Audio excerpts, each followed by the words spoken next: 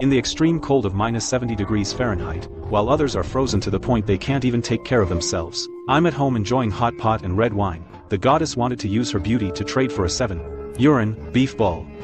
But even if I dumped the hot pot, I wouldn't share a single bite with them. The bully angrily grabbed an 800-pound iron hammer and smashed it against my front door. Little did he know my door is made of armor plating on par with bank vaults. Not just a small iron hammer, even a missile couldn't blast it open.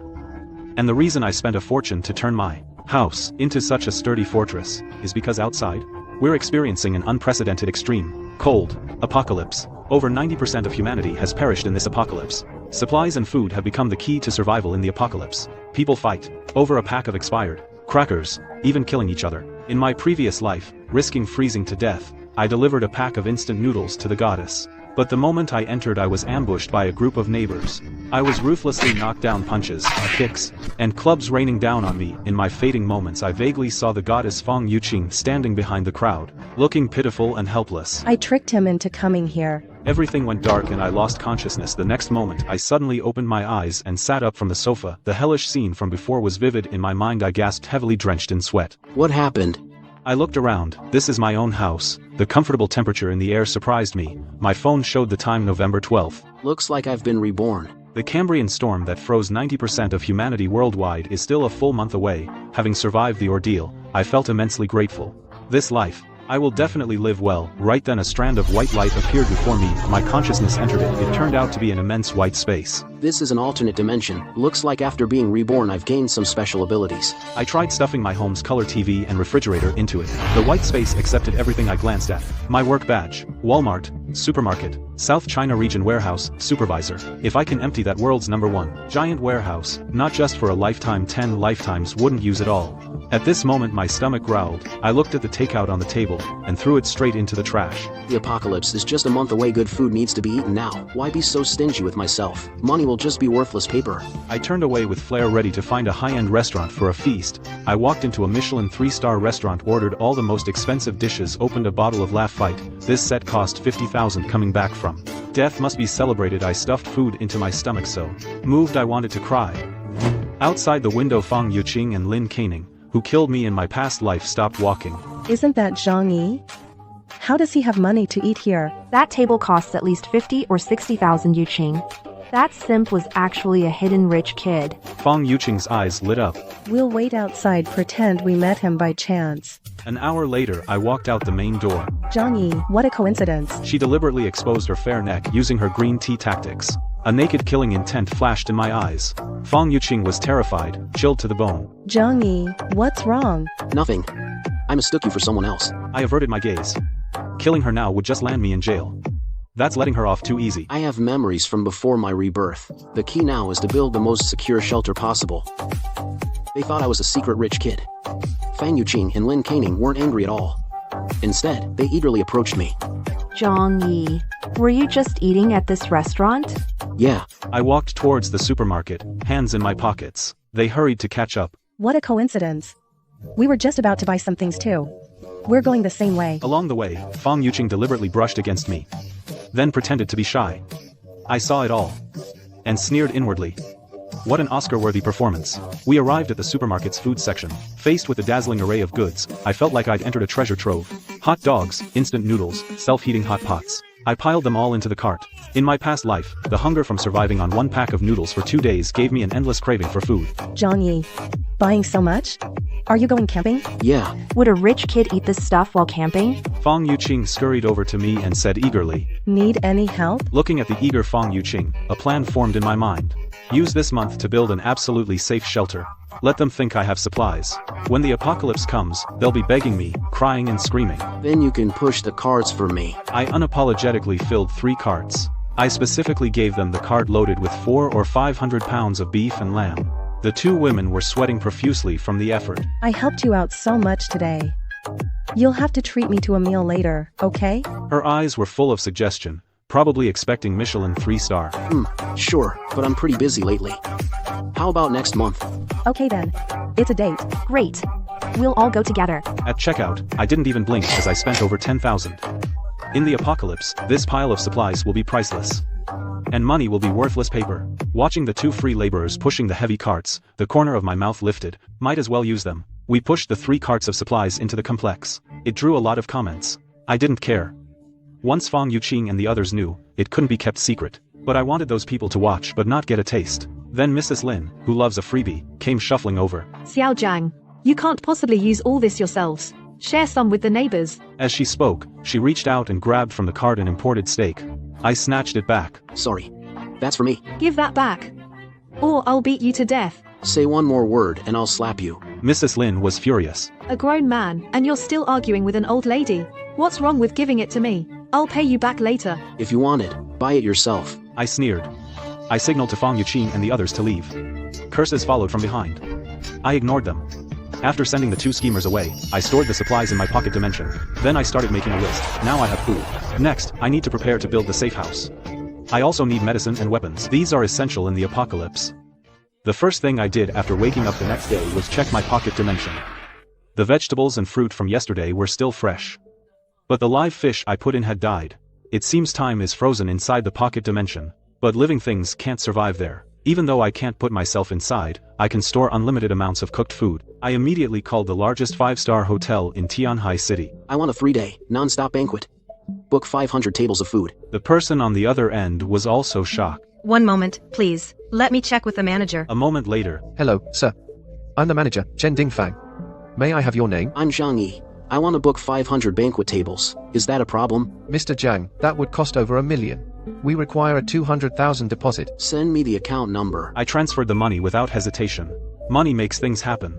The manager immediately yelled for the kitchen to stop taking takeout orders and focus on preparing the goods. Money will be worthless in a month. But I have to use it now. I only have $1 million left on hand now. It's nowhere near enough. I set my sights on that apartment in Tianhai's mid-ring, the one that's 120 square meters. It's worth over 5 million. Take out a mortgage. That money won't need to be repaid. It's practically free money. But the bank only approved 4 million. I didn't haggle. I signed the papers gladly. Adding the remaining money, I now have 5 million in hand. But to buy weapons and fortify my stronghold, it's still not enough. Just as I was thinking, a guy with dyed hair stopped me on the street. Hey, buddy. Need money urgently? The bank won't approve you? So it's a loan shark. A thought crossed my mind. And a plan formed. I pretended to be hesitant. Yeah. My family business needs cash flow urgently. The bank is too slow. I can help you. If you need it, you've come to the right place. I need 5 million. Can you help me get through this? No problem. Come on. Gee, let's talk at the office. I followed him to the loan company. The boss, Chen Xiong, wore a designer suit, but his face was full of malice. Mr. Zhong, how much do you need? 5 million. That's not a small amount. Let's be clear up front. The interest is high. Mr. Jiang's business cash flow will recover soon, and he'll be able to pay it back quickly, right? I saw right through their little act. I took it all in. High interest is fine. As long as you can lend me the money. 4% interest. Borrow 5, pay back 7. Also, we need collateral. I pretended to grit my teeth. And took out the property deed. The house is worth 5.5 million. Plus a 300,000 Mercedes. That should be enough collateral, right? Chen Xiong confirmed the deed was genuine, but pretended to be troubled. This house is worth 4 million at most. Lending 5 million, I'd lose money. Boss Chen, please help me out. If you wire the money today, I'll take 4.5 million. No, not worth it. After some intense back and forth, we finally settled on 4 million, transferred the same day. I left happily with the money. Leaving behind 2 fools who thought they'd hit the jackpot. They don't know they'll never be able to collect on that house. Now I have 9 million in hand. With this seed money, plus the leverage from prepaid deposits, I have tens of millions in purchasing power. I drove straight to Tianhai's famous Zhonglong security company. In my past life, I heard they built a safe house for a tycoon's son worth $1 billion. The business manager, Wu Huiren, walked in. Hello, sir. How can I help you? I need you to build me a safe house. I need you to build a safe house for me. Wu Huiren's expression turned serious instantly. Zhonglong is a world-class security company. We can definitely meet your requirements. What if I require on the 24th floor to convert the entire apartment into a safe house? Can you do it? No problem. I felt a wave of relief. I chose to stay in the apartment precisely to watch those who wronged me meet their end. Wu Huiren handed over a tablet. We offer bespoke services. You can browse our offerings here. I took the tablet. As long as the money's right, we can build 100 meters underground. But I only have a month. I must choose the most efficient plan. I quickly selected configurations, 200mm aviation alloy, 10 times stronger than refined steel, to directly replace the walls. Top-grade bulletproof glass, bank vault-level security doors, Air filtration system against poison gas. Full house, dead angle surveillance. The goal is singular, to create an absolutely unbreachable iron fortress. Wu Huaren looked at the order, his eyes wide. Add some weapons, and this is practically a fortress. I was a mercenary before. This setup is insane. A glint flashed in my eyes. I lowered my voice. So, can you get me guns? I've crossed some dangerous people. Just defending won't cut it. Wu Huaren's expression turned grave. We're a legitimate company. This order is over 8 million. After it's done, I won't shortchange you. Wu Huaren waited for a moment. I can't do it, but I can ask around for you, at most, half a month, and the safe house can be finished. After signing the contract, I paid $1 million as a deposit. As for the remaining balance, I'll never get the chance to pay it. Leaving the security company, I immediately called the hunting range owner, Liu Yang. I need a batch of crossbows, compound bows, and air guns. I'll pay top dollar. Brother Zhang, these things can't hurt people, right? You're overthinking it. I'm going hunting in Africa. Oh, then watch out for lions. I have them in stock. Come pick them up. I rushed to West Mountain and returned fully loaded. 5 steel crossbows, 3 compound bows, 600 arrows, 2 Damascus hunting knives. This pile of heavy weaponry filled the trunk. My sense of security skyrocketed. At dusk, I was eating hot pot alone. Thinking I might not get to eat it later, I immediately called the waiter. I want to order 10,000 portions of hot pot base. The waiter was stunned, thinking I was causing trouble. The manager came to confirm. I didn't waste words. I just swiped my card for over $1 million. The manager was grinning from ear to ear, and threw in 500 portions on the spot. Back at the neighborhood entrance, a hotel catering convoy stretched out, 20 or 30 vehicles blocking the road completely. The neighbors were dumbfounded. Holy cow. Hundreds of tables of 5-star banquet food? That must cost over $1 million. We only knew Zhongyi was well off before. Looks like he's a deeply hidden big-time tycoon. Fang Yuqing pursed her lips. Her eyes were blazing. She stepped forward on her own. Zhongyi, you bought so much stuff. Is there a happy occasion at home? We're good friends. Don't treat me like an outsider. I handed a cigarette to the security guard, Uncle Yu, letting him pass me through. Turning back to look at Fang Yuqing, I sneered. All this was bought for my boss. That Western restaurant last time was also his treat. Ah, if I were really that rich, that'd be great. Fang Yuqing's face changed instantly. You're not joking, right? My parents passed away early. I'm just a warehouse supervisor. Where would I have money? Whether you're a rich second generation or not, we're still the best of friends. Fang Yuqing's mood was unpredictable. She quietly stepped back. She deliberately emphasized the word, friends. The rules of a gold digger. Don't cut ties completely. Keep backups. I scoffed inwardly. Due to the massive amount of goods, I borrowed the property's underground warehouse for transit, taking advantage of a gap when the movers left. I stored 500 tables of abalone, sea cucumber, shark fin, and fish maw Australian lobsters, and truffles all into the alternate dimension, plus the extra thousands of tables of 8 major cuisines I ordered. I've got food for half a lifetime. At night, Zhanlong company manager Wu Huiren called. We'll start construction tomorrow to build the safe house. Also, he lowered his voice. About that thing. I have a way. The price is a bit steep. As long as the quality is good. Money is not a problem. 3 days later. I'll notify you of the transaction location. Early the next morning, 3 black vans from Zhanlong company drove into the neighborhood. The workers started measuring. The neighbors nearby were watching and laughing. Zhongyi's brain must be messed up, stocking up on food a few days ago, now renovating today. No wonder he went to that Michelin restaurant that day. His brain must be broken. He said he'd treat us to a big meal a few days ago. I think we should just forget about it. How embarrassing if people saw us. They gave up on fishing for me, this golden goose. I don't care. A month later, they'll realize who is the real joke.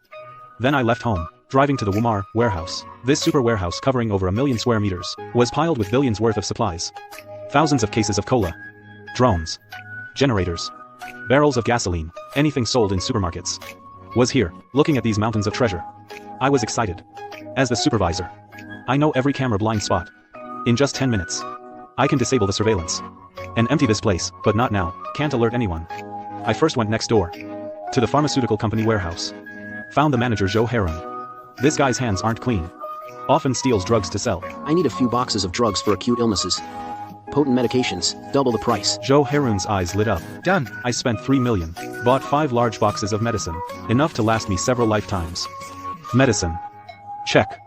I went to the warehouse manager's office. Made up some excuse and got 20 days off. Next, I'm going to wait for the apocalypse in comfort at a 5-star hotel. Leaving the office, I saw Fang Yuqing at the coffee machine, swaying her hips as she poured coffee. Next to her, Zhou Peng, the simp from my complex, was holding concert tickets, trying to win her over. Yuqing, let's go to the concert together. I gave Zhou Peng a deep look. Among those who got me killed in my past life, he was one of them. Zhou Peng held the concert tickets, trying to impress Fang Yuqing, but he still got the cold shoulder. Thank you, Zhou Peng. But I already have plans with a friend that day. What bad timing. Zhou Peng looked disappointed. Those tickets cost him a month's salary. I stood nearby, wearing a mocking smile. This simp is destined to end up with nothing. Zhou Peng saw my smile. His embarrassment turned to anger. Zhang Yi. You're such a jerk. A grown man making a woman carry your stuff? Yuqing's been complaining about back pain all day. Fang Yuqing pretended to rub her lower back. It's nothing, really. I'm just not cut out for heavy lifting. Think I pulled something. Zhou Peng puffed up with righteous indignation. You should give Yuqing $500 for a doctor. She helped me move of her own free will.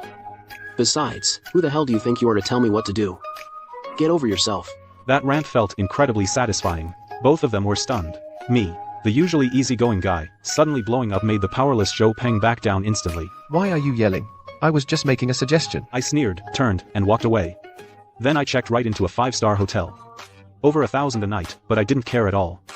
I had to spend the several million in my hands. That night, the White Lotus, Fang Yuqing, for once texted me first. Zhang Yi, I saw your place is being renovated. Stocking up, renovating. Is something about to happen soon? She's a bad person, but she's not stupid. It's nothing. I replied coldly. On the other end of the line, Fang Yuqing gritted her teeth at the screen.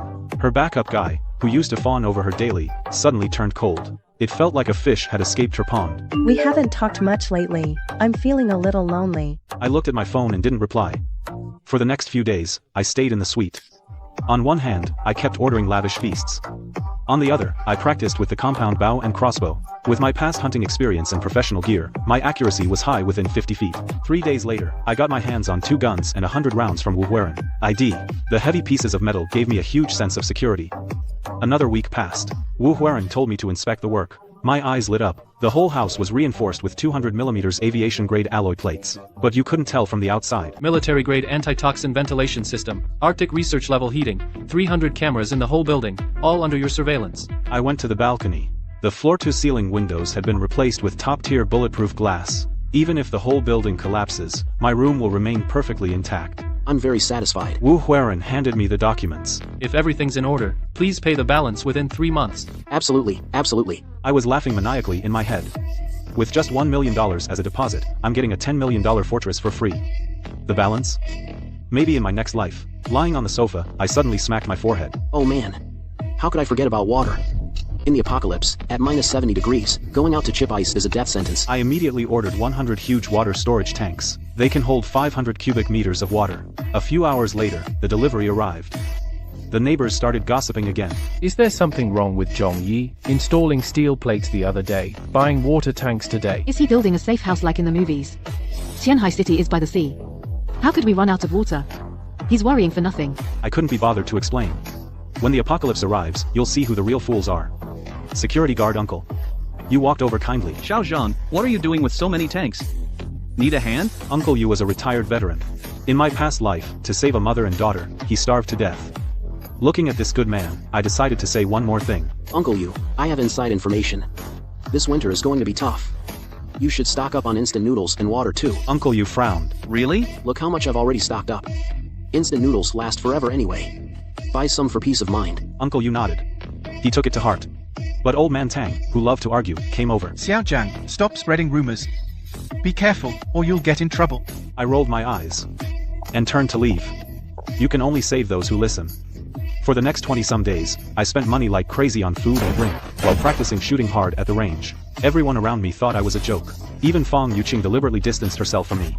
I didn't care. 3 days until the apocalypse. Although I'd gathered a lot of supplies, it still wasn't enough to give me absolute peace of mind. I set my sights on that giant Wumar warehouse. In my past life, there were rumors that the higher-ups got the news early and were quietly moving supplies. In that case, even if I emptied the warehouse, the higher-ups, in the chaos, wouldn't have the energy to investigate deeply. This was the perfect opportunity to act. I went to work at the warehouse as usual. While my old colleagues were off guard, I slipped sleeping pills into their tea. Soon, all the staff on duty were fast asleep. I went to the surveillance room and cut off all the cameras. Done in 10 minutes. Easy as pie. I put on shoes and gloves 2 sizes too big. Fleep. Standing before the massive warehouse, I took a deep breath. Time to stock up. My right eye scanned the area, with a single thought. The shelves vanished instantly. The beverage section. Tens of thousands of tons of bottled water. Red wine, spirits. All taken. The fuel section. Over 10,000 crates of smokeless coal, barrels of gasoline and alcohol. Enough to last me centuries. The food section. Tens of thousands of tons of canned goods, roast chicken and premium snacks. Mountains of food, vanished in an instant. The equipment section. Baseball bats. Skiing gear. And dozens of sets of top-tier cold weather gear, rated for minus 100 degrees. 2 hours. A warehouse spanning millions of square feet, completely cleaned out by me. Looking at the empty warehouse, I felt immense satisfaction. Even if an ice age comes, I can live comfortably, back at my post. I destroyed the evidence, drank some tea, and pretended to sleep at my desk. I don't know how much time passed. Someone shook me awake. Supervisor. Something terrible has happened. The warehouse has been emptied. I pretended to be confused as I opened my eyes. Then, with a look of shock, I slammed the table and stood up. What? How is that possible? My legs went weak. My voice trembled. Supplies worth billions.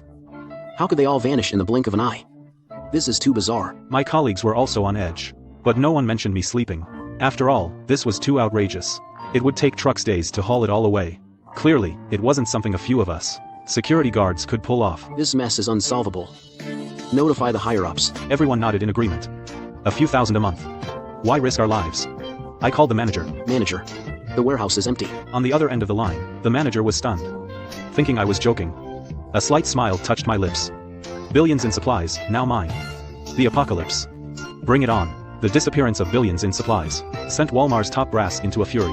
The general manager's face was whiter than snow. My God, how am I supposed to explain this to headquarters? The police got involved. But I wasn't worried at all. Millions of cubic meters of supplies vanished into thin air.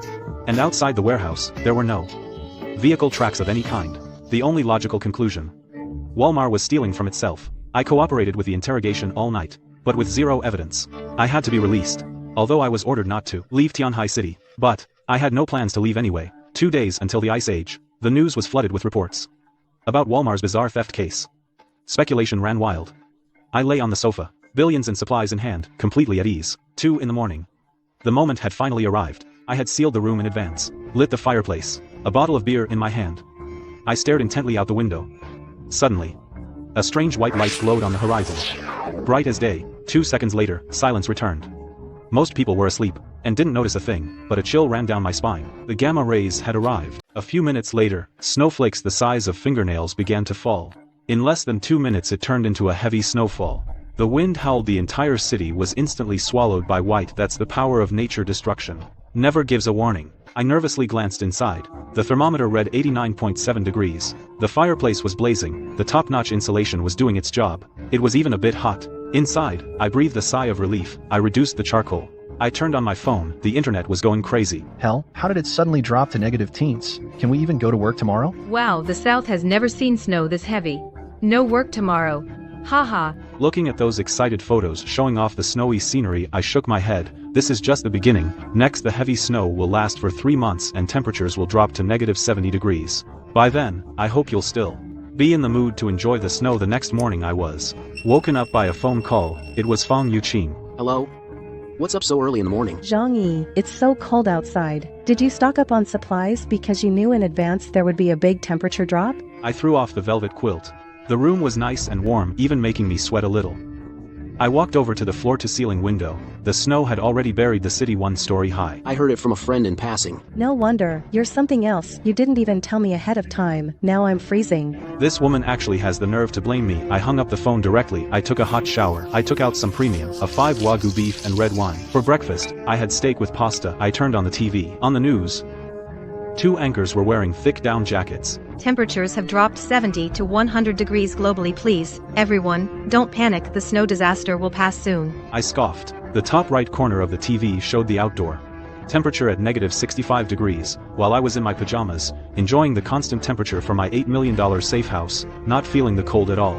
My phone rang again. It was still Fang Yuqing. Why did you hang up? The snow outside is too heavy to go out. Can you lend me some food? I'll pay you back once the snow disaster is over. That White Lotus isn't stupid after all. She knows food is precious. Now this time I'm going to have some fun with her. I aimed at the steak and red wine on the table and myself in my pajamas took a selfie and sent it over. You should have said so earlier. I've almost finished all the food at home. See? I just pan-fried this steak this morning. Fang Yuqing is bundled up in 2 quilts, shivering uncontrollably from the cold. The AC is cranked up to 40 degrees, but the room temperature is below zero. When she saw the selfie I posted, her eyes nearly popped out of her head. Premium Wagyu beef, bottles of wine costing 20 to 30,000. She's freezing to death, while I'm living the high life. Jealousy twisted her face. So nice. I'd love to have some steak too. And some wine. I couldn't help but smile. She still thinks I'm her lapdog. If you want some, just go buy it at the supermarket. Zhang Yi, you're such a jerk. I'm giving you such a great opportunity, and you don't even know how to act. Humph. She gritted her teeth in anger. But to maintain her goddess image, she still refused to lower herself and beg me. I ignored her. I opened the residence group chat to watch the drama unfold. Mrs. Lin from the neighborhood committee was holding court in the group. Everyone, stay calm. This snowstorm will pass in a couple of days. Don't go panic buying supplies. Have faith in the authorities. With snow this heavy, isn't it necessary to stock up on some supplies? Panic buying will only drive up prices. If anyone dares to hoard supplies, I'll report them for inciting panic. I sneered. This is the first day of the apocalypse. The supermarkets still have goods. Mrs. Lin's intimidation cut off everyone's last chance of survival. Suddenly, Mrs. Lin tagged me. Zhang Yi, you've already stockpiled a lot of stuff. Don't set a bad example. If I catch you going out to buy more things, don't blame me for not being considerate. That old hag still remembers that I didn't give her any steak. Too bad. Her authority is now completely worthless. Mrs. Lin, what if the snowstorm lasts a long time? If people run out of food, can you take responsibility? The group chat exploded instantly. Everyone was unhappy with Mrs. Lin. With me taking the lead, others immediately chimed in. Yeah. Who's to blame if we run out of food and drink later? Mrs. Lin started to panic a bit, and hated me even more. There will absolutely be no shortage of supplies. Zhang Yi, you're inciting people. It's against the law. I laughed out loud. Even at a time like this, she still wants to throw her weight around. Don't worry. It's freezing out there. You couldn't pay me to go outside. Do as you please. I have enough supplies to last 10 lifetimes. As for those who believe Mrs. Lin's nonsense. Out there, people are starving and freezing. But here I am, in my climate-controlled safe house, in my pajamas, playing the latest console. This life, free from work and social obligations, is even better than before the apocalypse. Then my phone rings. It's that annoying Auntie Lin again. Zhang Yi, bring your tools and come shovel snow. She's rallying everyone in the group chat to shovel. Hardly anyone's responding. And now she's coming after me. I glance out the window. 10 feet of snow. Clearing it by hand is a fantasy. It's freezing out there. You'd turn into a popsicle. Let's wait till the snow stops. Someone in the chat immediately agrees. Yeah, it's minus 70 degrees. You'd get frostbite. Auntie Lin gets frantic. What kind of attitude is this? Shoveling is for everyone's benefit. Zhang Yi, I order you in the name of the neighborhood committee. You must come out. Anyone who opposes me opposes the organization. You'll be held accountable after this blizzard. She's pulling rank again. The residents are furious but don't dare speak up. I smirk. I scroll through the chat. She only tagged the people who are usually easygoing and meek. The tough guy in 601, Chen Zhenghao, or the rich kid in 802, Shu Hao. She didn't dare mention a single one of them. Since she has no shame, I'll tear off her mask. Auntie Lin, if it's for everyone's benefit, the committee should lead by example. And why are you only calling on a few of us? Do you think we're easy targets? Why not call Chen Zhenghao or Shu Hao? With them, you wouldn't dare say a word. The chat explodes. Everyone cheers. Zhang Yi is speaking for all of us online. Auntie Lin only bullies the weak. Exposed, Auntie Lin can't save face. She sends a few long voice messages. Some people are so petty, with no sense of community spirit. You're a bad apple. If you dare slander me again, I'll call the police. I burst out laughing. At a time like this, she's still threatening to call the cops. Auntie Lin wants to make an example of me. But I'm going to expose her hypocrisy. Hey, Auntie Lin is so full of herself. So capable, huh?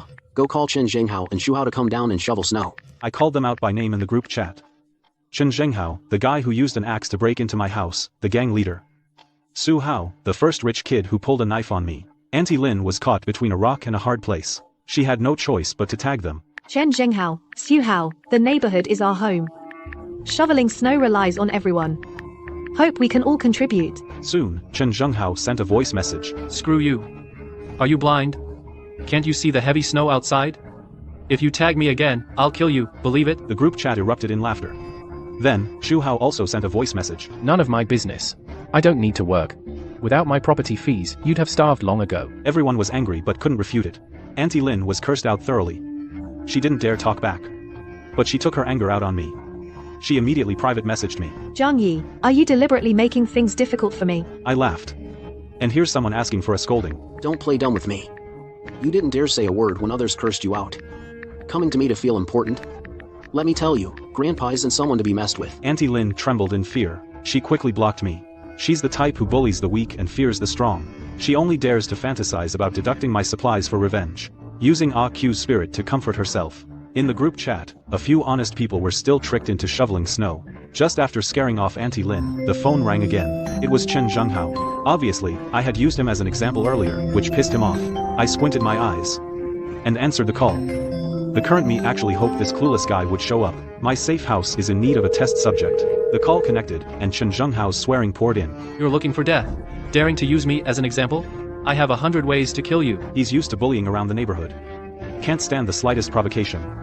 I sneered. What the hell are you? A social scum. Useless trash. What are you yelling for? After cursing, I hung up and blocked him directly. It felt especially satisfying. I opened the building-wide surveillance. On the 6th floor, Chen Zhenghao's door was pushed open. He was wearing a down jacket, with it open to reveal tattoos, and he stormed out holding a baseball bat. Stepped outside, and the wind at 70 below zero immediately taught him a lesson. He shivered. Quickly rubbed his hands and got on the elevator. I sat on the couch, calmly loading my crossbow. This thing can pierce through a 600-pound bore. For extra insurance, I also had a gun on me. Stepped onto a chair, opened the shooting port 2 meters up on the security door. This spot can only be opened from the inside. Zhang Yi, you son of a bitch, get out here. The baseball bat slammed against the 8-inch thick alloy security door. The impact numbed his hands. But the door didn't budge. Zhang Yi, you little bastard. If I don't kill you, I'll write my name backwards. Auntie Lin and Fang Yuqing were gloating, wanting to see a dogfight. I burst out laughing. Who the hell do you think you are?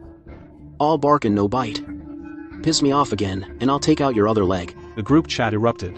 Only then did everyone realize I had injured Chen Zhenghao. Chen Zhenghao was furious. He made calls to gather his crew.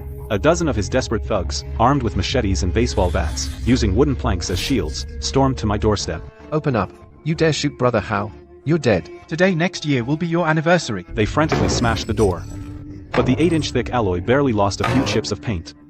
Instead, their hands went numb from the impact. Holy shit. This door is solid metal. How do we break this? Meanwhile, I was in the living room playing video games. The noise outside was annoying me. Can't you put some muscle into it? Didn't have your breakfast? The thugs got even angrier. They smashed louder.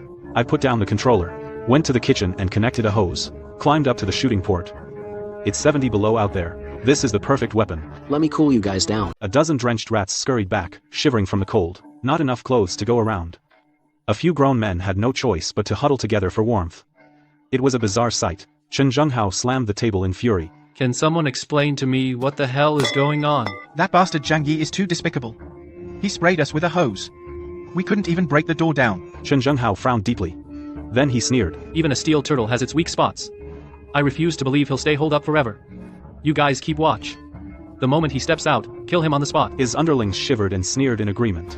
Little did they know, I had no intention of leaving my heavenly warm room. By the afternoon, Uncle Yu from downstairs led a few honest folks to shovel snow. Auntie Lin was nowhere to be seen. Faced with snowdrifts 2 to 3 meters deep, they labored away.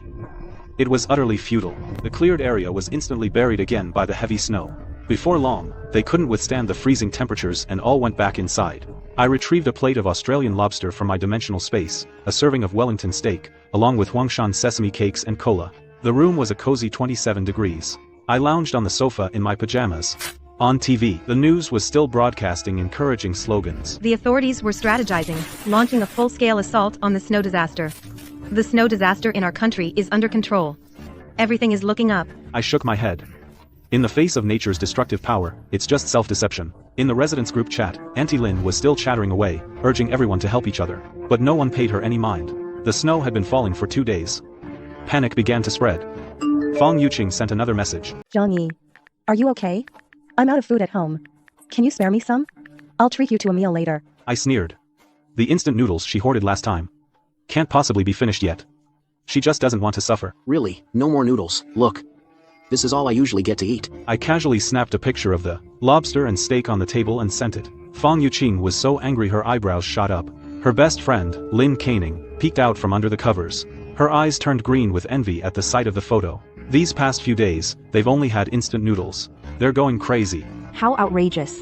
He's eating all by himself, not thinking of you, and he even said he liked you. What a phony. Although Fang Yuqing was angry, The longing in her eyes was unmistakable. She thought I was deliberately provoking her, trying to get her to compromise.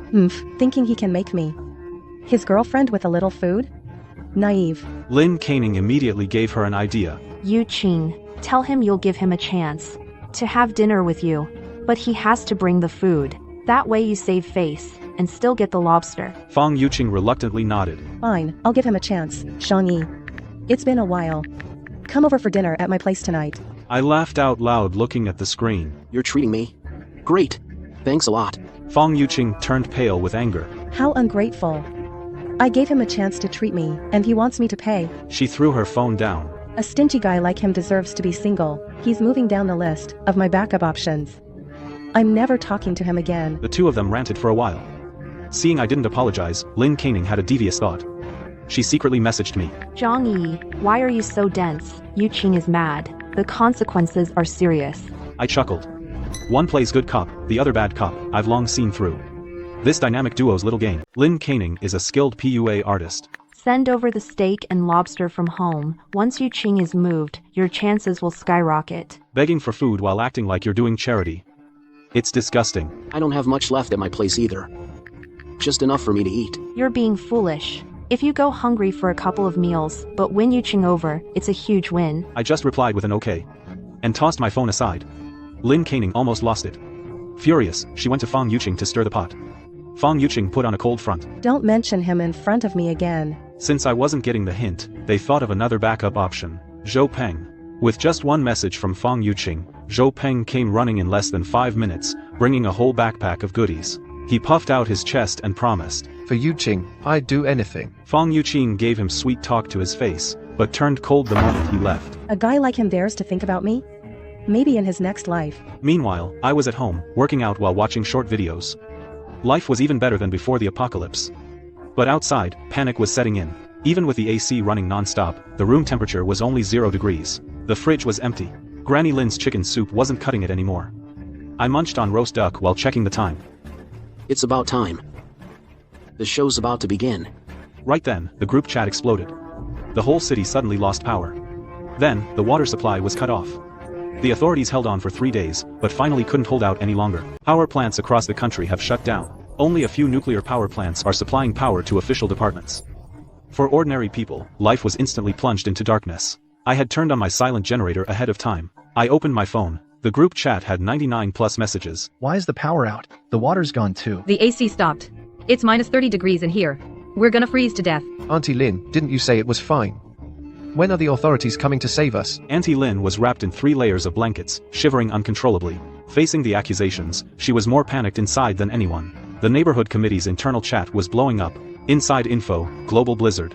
A mass extinction event is here. Major cities have fallen. If you want to survive, you can only rely on yourself. Stockpile supplies. Lie if you have to. Auntie Lin looked at the messages. A cold sweat broke out. She gritted her teeth. A ruthless glint flashed in her eyes. I must survive. She picked up her phone and sent a message in the residents group. Everyone, don't panic. Repairs are underway. These are extraordinary times. The complex is under the unified management of the neighborhood committee. Anyone who doesn't cooperate will be arrested by the police afterwards. I looked at my phone and scoffed. In my past life, she used this exact lie to swindle a lot of supplies. I don't plan on exposing her. What do I care if the neighbors live or die?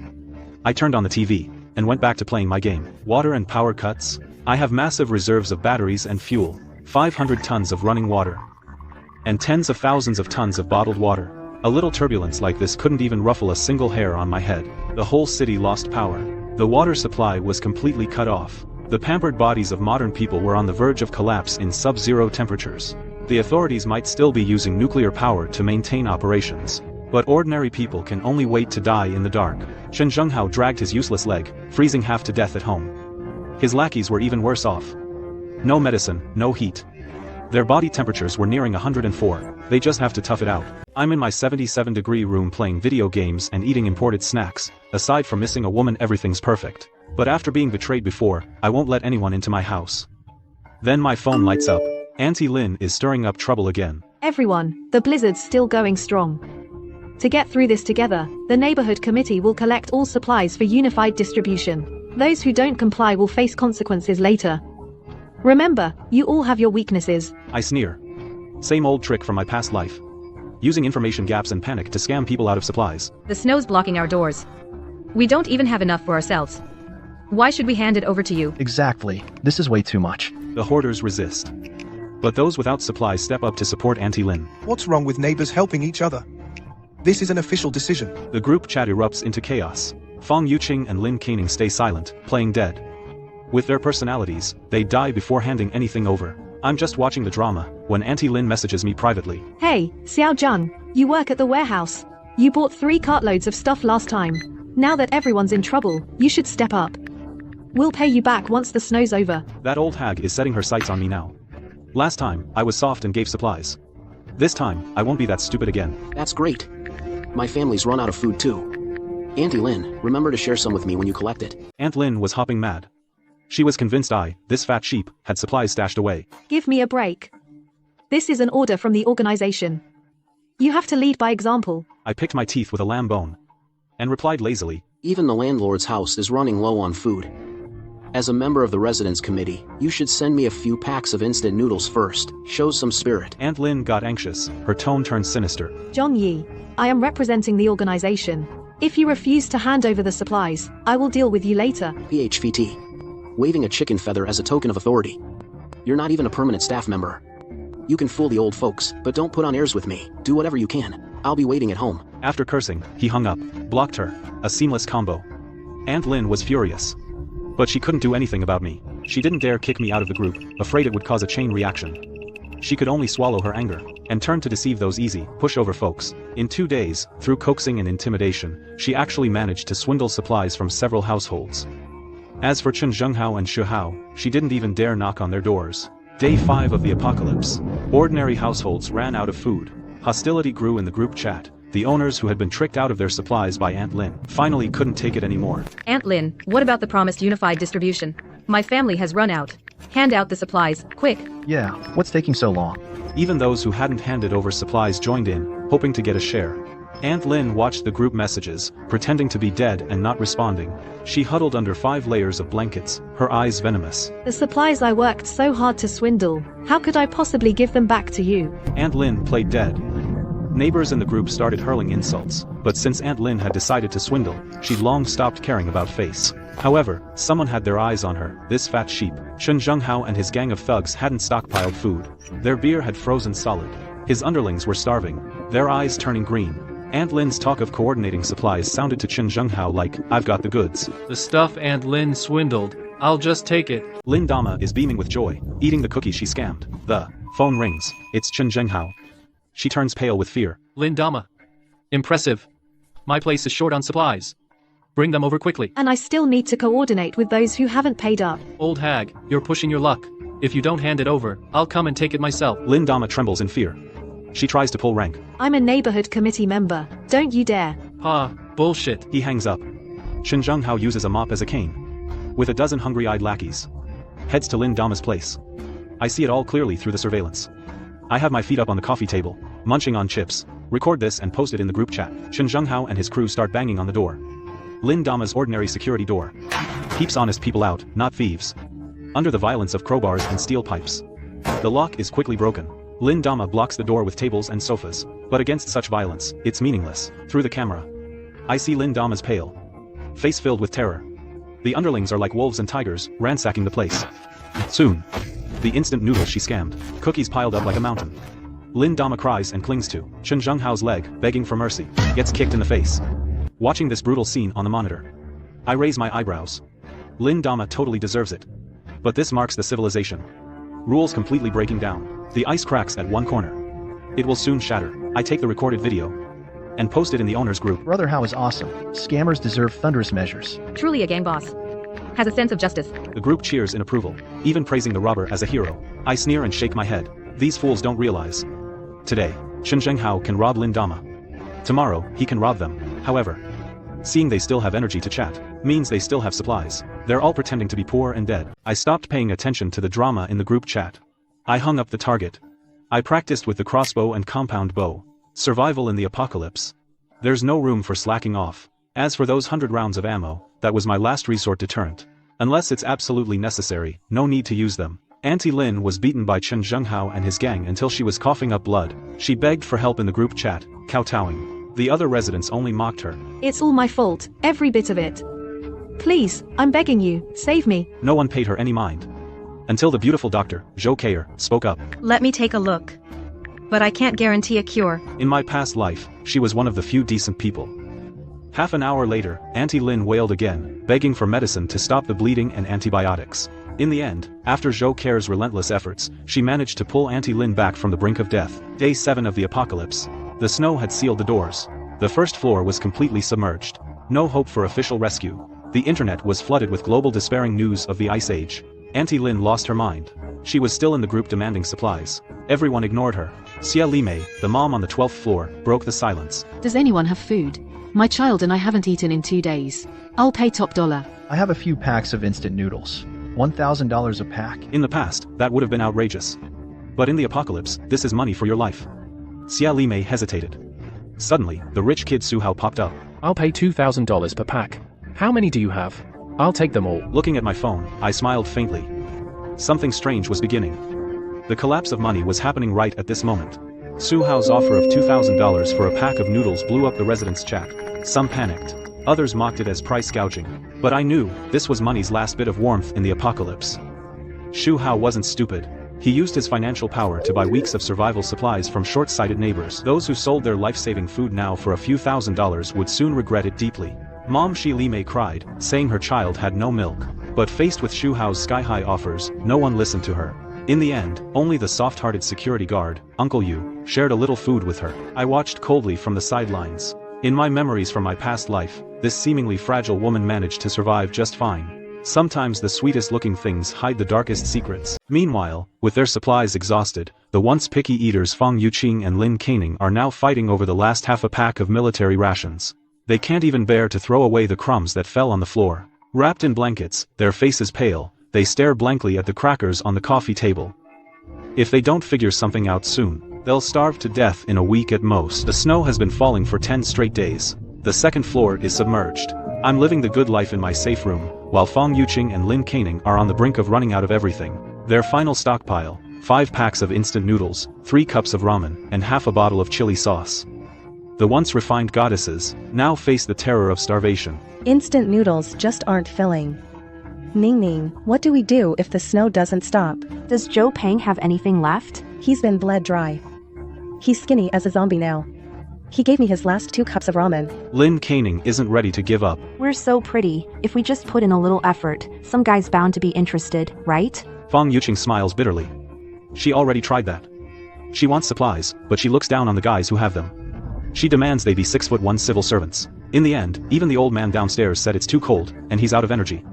In despair, Lin Keining thinks of me. Hey, have you forgotten about that treasure, Zhang Yi? Unless he begs me on his knees, I'm not reaching out to him first. She's still putting on her goddess act, afraid of ruining her image for future rich guys. But Lin Keining starts brainwashing her. He must still have supplies at home. He was cold to you before because he probably felt he wasn't good enough for you. He wanted to give up. Exactly. He's just middle class, pretending to be some rich kid. Made me waste my feelings. But he's a quality backup guy. Just give him a little smile, rekindle his hope, and he'll do whatever you want. Fang Yuqing's eyes instantly light up. You're right. A backup guy is there to be used when you need him. Fang Yuqing finally couldn't hold on anymore. She picked up her phone and sent me a voice message. Hey you. You haven't reached out to me in so many days. You're so mean. I've actually regretted it for a while now. Her cutesy voice made my bones feel a little weak. I haven't been feeling well lately. Couldn't be bothered to check my messages. Did you catch a cold from the freeze? No. Heatstroke. Fang Yuqing was stunned. 60 below zero. She was too cold to sleep. And I said, heatstroke. I sent over a photo. A roaring fireplace. My bare legs. Leftover lamb chops on the coffee table. And a mountain of snacks. Fang Yuqing was green with envy. A few days ago, to keep warm, she burned a chair. And cried from the emotion. While I actually have a fireplace. Oh my god. This isn't photoshopped, is it? How is it possible, at a time like this? Fang Yuqing was suspicious too. She immediately called on video. I answered. I wanted to watch her struggle in despair. On the other side of the screen, 2 women were wrapped in blankets, their faces pale and haggard. Like 2 refugees. On my side of the screen, I was in my pajamas, lounging lazily on the sofa. The room was brightly lit. Behind me were piles of gourmet ingredients. Dried scallops and abalone, caviar, and truffle cans. To them, this place was practically heaven. Looking at Fang Yuqing's face, twisted with desire, I felt a secret thrill. My former goddess, without makeup, was just ordinary. The contrast between heaven and hell left the two women utterly speechless. How have you been lately? You look like you've lost weight. Congratulations. They were probably cursing inside. That's from starving. Lin Caning stared at the kitchen behind me, gulping greedily. How do you have so much food at your place? Oh, that stuff? Just junk food. I eat a little when I'm too lazy to cook. In this apocalypse, where instant noodles cost 2,000 a pack, my words were like a blatant display of wealth. Brother Zhang Yi, you're amazing. I really admire you. For the first time ever, she called me brother. She asked about the temperature in my place. I pointed the camera at the fireplace. I have a fireplace at home. It's uncomfortably hot. By the way, is it really that cold outside? I haven't gone out in over 10 days. I'm not really sure. The animosity is off the charts. The two women are seething with hatred. Yet they have to force a smile. Fang Yuqing puts on an act, pretending to be fragile and pitiful. Zhang Yi, can I come over to your place? I've missed you so much. She thinks all she has to do is crook her finger, and I'll come running to say yes. Looking at her affected, artificial manner, I just feel sick. The goddess pedestal I once put her on has completely shattered. All that's left is disgust. It's freezing out. You should stay home and rest. Don't go running around. My refusal was blunt and decisive. Fang Yuqing is shocked and hurt. How could you say no to me? Weren't you always the nicest to me before? I just wanted to see you. Watching her act all coy, I sneer. Back then, trying to get her to go out with me was harder than climbing to heaven. And inviting her home? She had an excuse for everything. When I asked you to come over before, you always said it looked bad for two single people. I think you were right. We're not involved. We should keep our distance. To avoid gossip. I want to see what expression she makes when I throw her own words back at her. To get inside, Fang Yuqing is pulling out all the stops. The old me would have opened the door long ago. No, in an apocalypse, survival is everything. Every risk must be eliminated. I look at the screen, a mocking glint in my eyes. Fang Yuqing, I think you've misunderstood. I admit we got along well before. But you don't actually think I liked you, do you? Fang Yuqing's face falls. What do you mean? Didn't you like Qing'er the most? Don't get me wrong. You're not bad looking. But I never wanted to date you. With my qualifications, I could find anyone. Where did you get the confidence to think I was desperately chasing you? That one hit her right in the heart, shattering her overconfidence. She used to think I was her backup plan. Now I'm telling her she's just another fish in my pond. Fang Yuqing was trembling with rage. Zhang Yi, you've gone too far. Cut the act. You're just a gold digger. Always trying to land a rich husband. You really think rich people are idiots? You're infamous in the rich kids circle. I ground her self-esteem into the dirt. I didn't give her a chance to curse me out. I just hung up. Fang Yuqing sent a barrage of angry voice messages. I couldn't care less. Seeing her so furious actually felt great. Laughing, I took out a bottle from the wine fridge. A $200,000 bottle of Romane Conti, paired with a tomahawk steak, escargots, and Jinling salted duck. This bizarre fusion feast was probably one of a kind in the world. Meanwhile, Fang Yuqing was so mad she started smashing things. Damn you, Zhang Yi. If it weren't for this blizzard, I wouldn't give you the time of day in a million years. Why is someone as pretty as me living so miserably? While he's living in paradise? Lin Caning watched coldly. You're the one who messed it up. He has food and a fireplace at home. That's way better than some trust fund baby. Outside, the snow kept falling. The official words of encouragement sounded emptier by the day. The fear of death hung over them. Fang Yuqing was still raging helplessly, but Lin Caning wrapped herself in a blanket and secretly took out her phone. My phone suddenly lit up. It was Lin Caning. Zhang Yi, I saw you tearing into Fang Yuqing. I'm so happy for you. Actually, I've always known she's a gold digger. Congrats on seeing the light. I chuckled. Talk about fair weather friends. Selling her out already. Yeah, it's nothing. Actually, I've always liked you. Now that you're done with her, let's be together. I almost spit out the wine I just drank. TSK. How direct. What has these 10 days done to her? She used to think she was a goddess. Now, for a bite to eat, she's willing to throw her dignity away. Really? But Fang Yuqing and I are so close. If you follow me, won't it affect your friendship? What friendship? We're just roommates. You have no idea how much I despise her. To get ahead, she started spilling all the dirt. I quietly recorded the screen. After her rant, Lin Caning showed her true colors. Let me be your girlfriend. You must be lonely on your own. I can help you with a lot of things. Too bad, I'm not interested. I immediately forwarded the recording to Fang Yuqing. I'm touched, but let's just forget it. I do like women, but you're just too ugly. A verbal kill shot. Lin Caning was furious. Before she could even start cursing, a scream came from next door. Lin Caning. You bitch. The two women started fighting, pulling hair, pinching arms, until they collapsed from exhaustion. Day 11 of the apocalypse. The tone of the official news changed drastically. The anchor spoke with a serious tone, no longer comforting the public, only emphasizing that each afternoon, power would be supplied for 1 hour, high-power appliances were prohibited. This meant the authorities were laying their cards on the table. There's no saving this. You're on your own. The group chat exploded. Some cursed. Some despaired. The price of instant noodles rose to $5,000 a pack. I watched coldly. Even in the apocalypse, people are still greedily trading life-saving food for worthless paper. How ironic. The water pipes are frozen. Residents have to risk going out to get snow for water. Some, desperate with thirst, lick the ice. Their tongues get stuck and frostbitten. On the surveillance feed, Chen Zhenghao's lackeys are watching every day, thinking I'll come out for water. Too bad for them, I have tens of thousands of tons of water. I could live in this room until I die. I open my phone. Messages from Fang Yuqing and Lin Caning pop up almost at the same time. I'm sorry, I was just too cold yesterday. I've actually always liked you.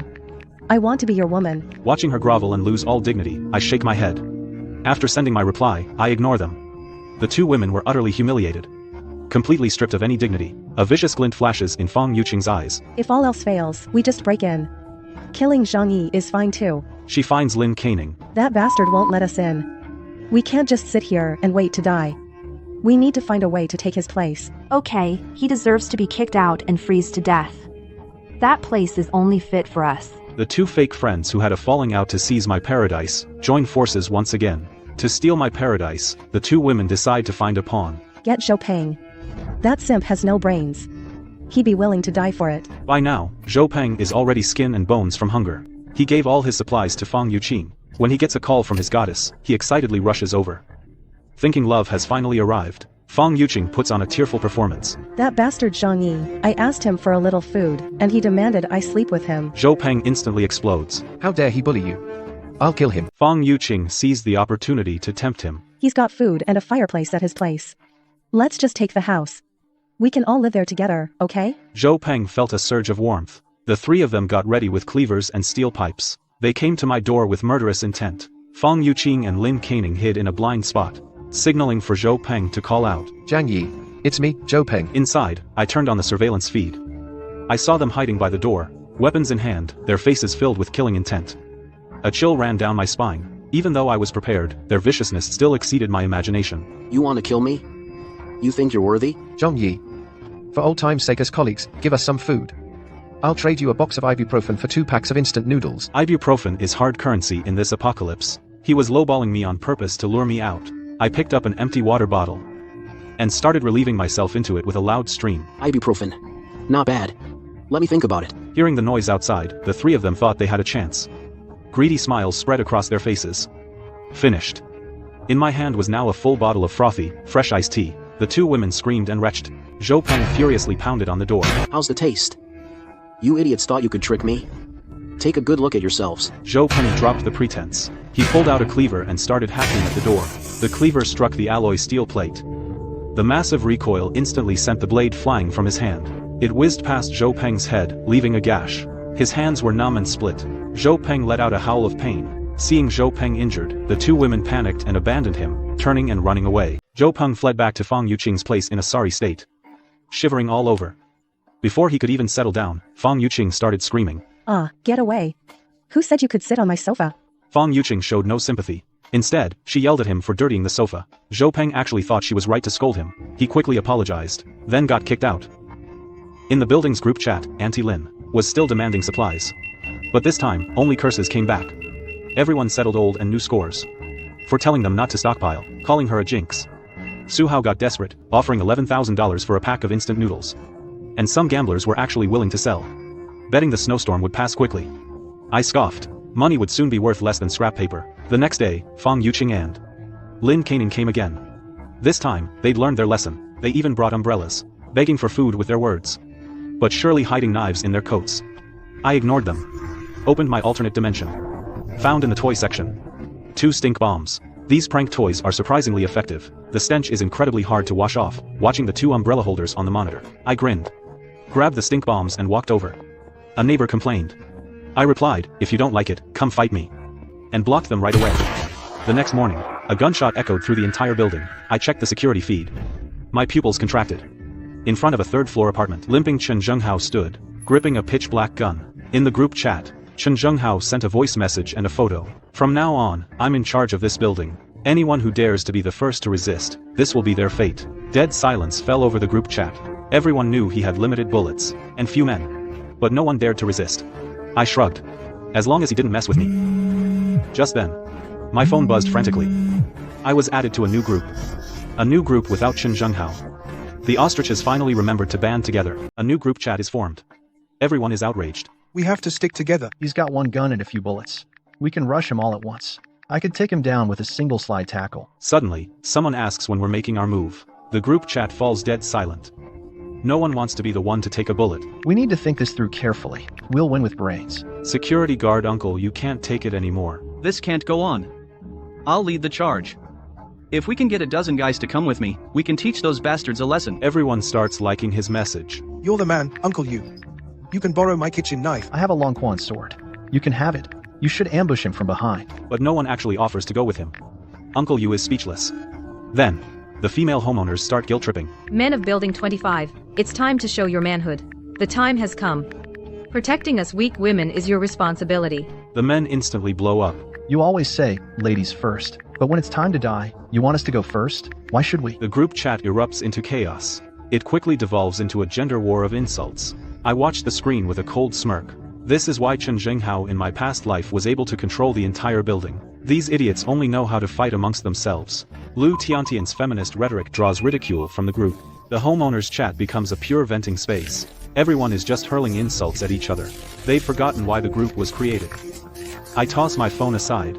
I go to the kitchen and make a pot of beef stew with potatoes. The pot is lined with flatbreads soaked in the rich broth. I film a short video and send it to Fang Yuqing and Lin Caning.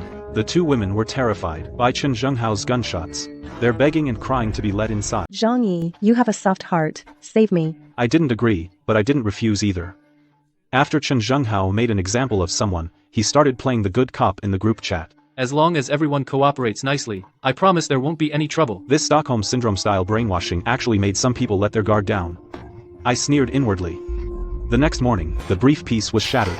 Lu Tiantian from the 7th floor went downstairs in the dark to dig for snow. She was caught red-handed by Chen Zhenghao's lackeys. She fled back to her room. Desperate, she cried for help. Wah! Someone, please save me. Uncle Yu. Aren't you an ex-soldier? Miss, my hands are tied. Uncle Yu wasn't stupid either. He wasn't going to go die alone.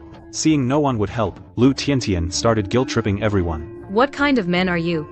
If I die, I'll haunt every last one of you. Lu Tiantian's door was kicked open. On the security feed, she was screaming as she was grabbed and dragged out by her legs. Munching on a chocolate bar, I sighed. At this temperature, exposing even an inch of skin outside is life-threatening. No one was grieving. Instead, they were relieved. How much longer can we last like this? Day 14 of the apocalypse. I was added to another small group chat. Zhou Peng, Fang Yuqing, Lin Caning, finance guy, Sun Zhichao, and coworker Wang Min. Zhang Yi, we have to band together to fight Chen Zhenghao. We need a stronghold. Your place has a balcony. The security door is solid. It's perfect. Let us in. We can protect you too. I laughed. Protect me? Your little scheme is so obvious, it's practically hitting me in the face through the screen. I shot back sarcastically. Protect me? Do you even know what kind of life I'm living? Fang Yuqing saw that her trickery didn't work. She started to emotionally blackmail. Can you bear to watch 7 or 8 lives be lost? We've been friends for years. Save us, please. I sneered. In times like these, everyone relies on their own abilities. Why should I be required to protect? After saying that, I directly left the group chat. Sat on an imported recliner. Eating chips and enjoying the snowscape. To counter Chen Zhenghao, the neighbors started to band together. Fang Yuqing, Lin Caning, Zhou Peng, joined Wang Min's small group. Wang Min is a strong woman.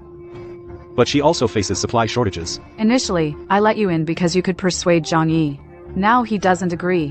What do you suggest we do? In order to stay, Fang Yuqing completely betrayed my information. She showed the photos and videos I previously sent her those photos and videos. Everyone's eyes gleamed with greed. He's too selfish.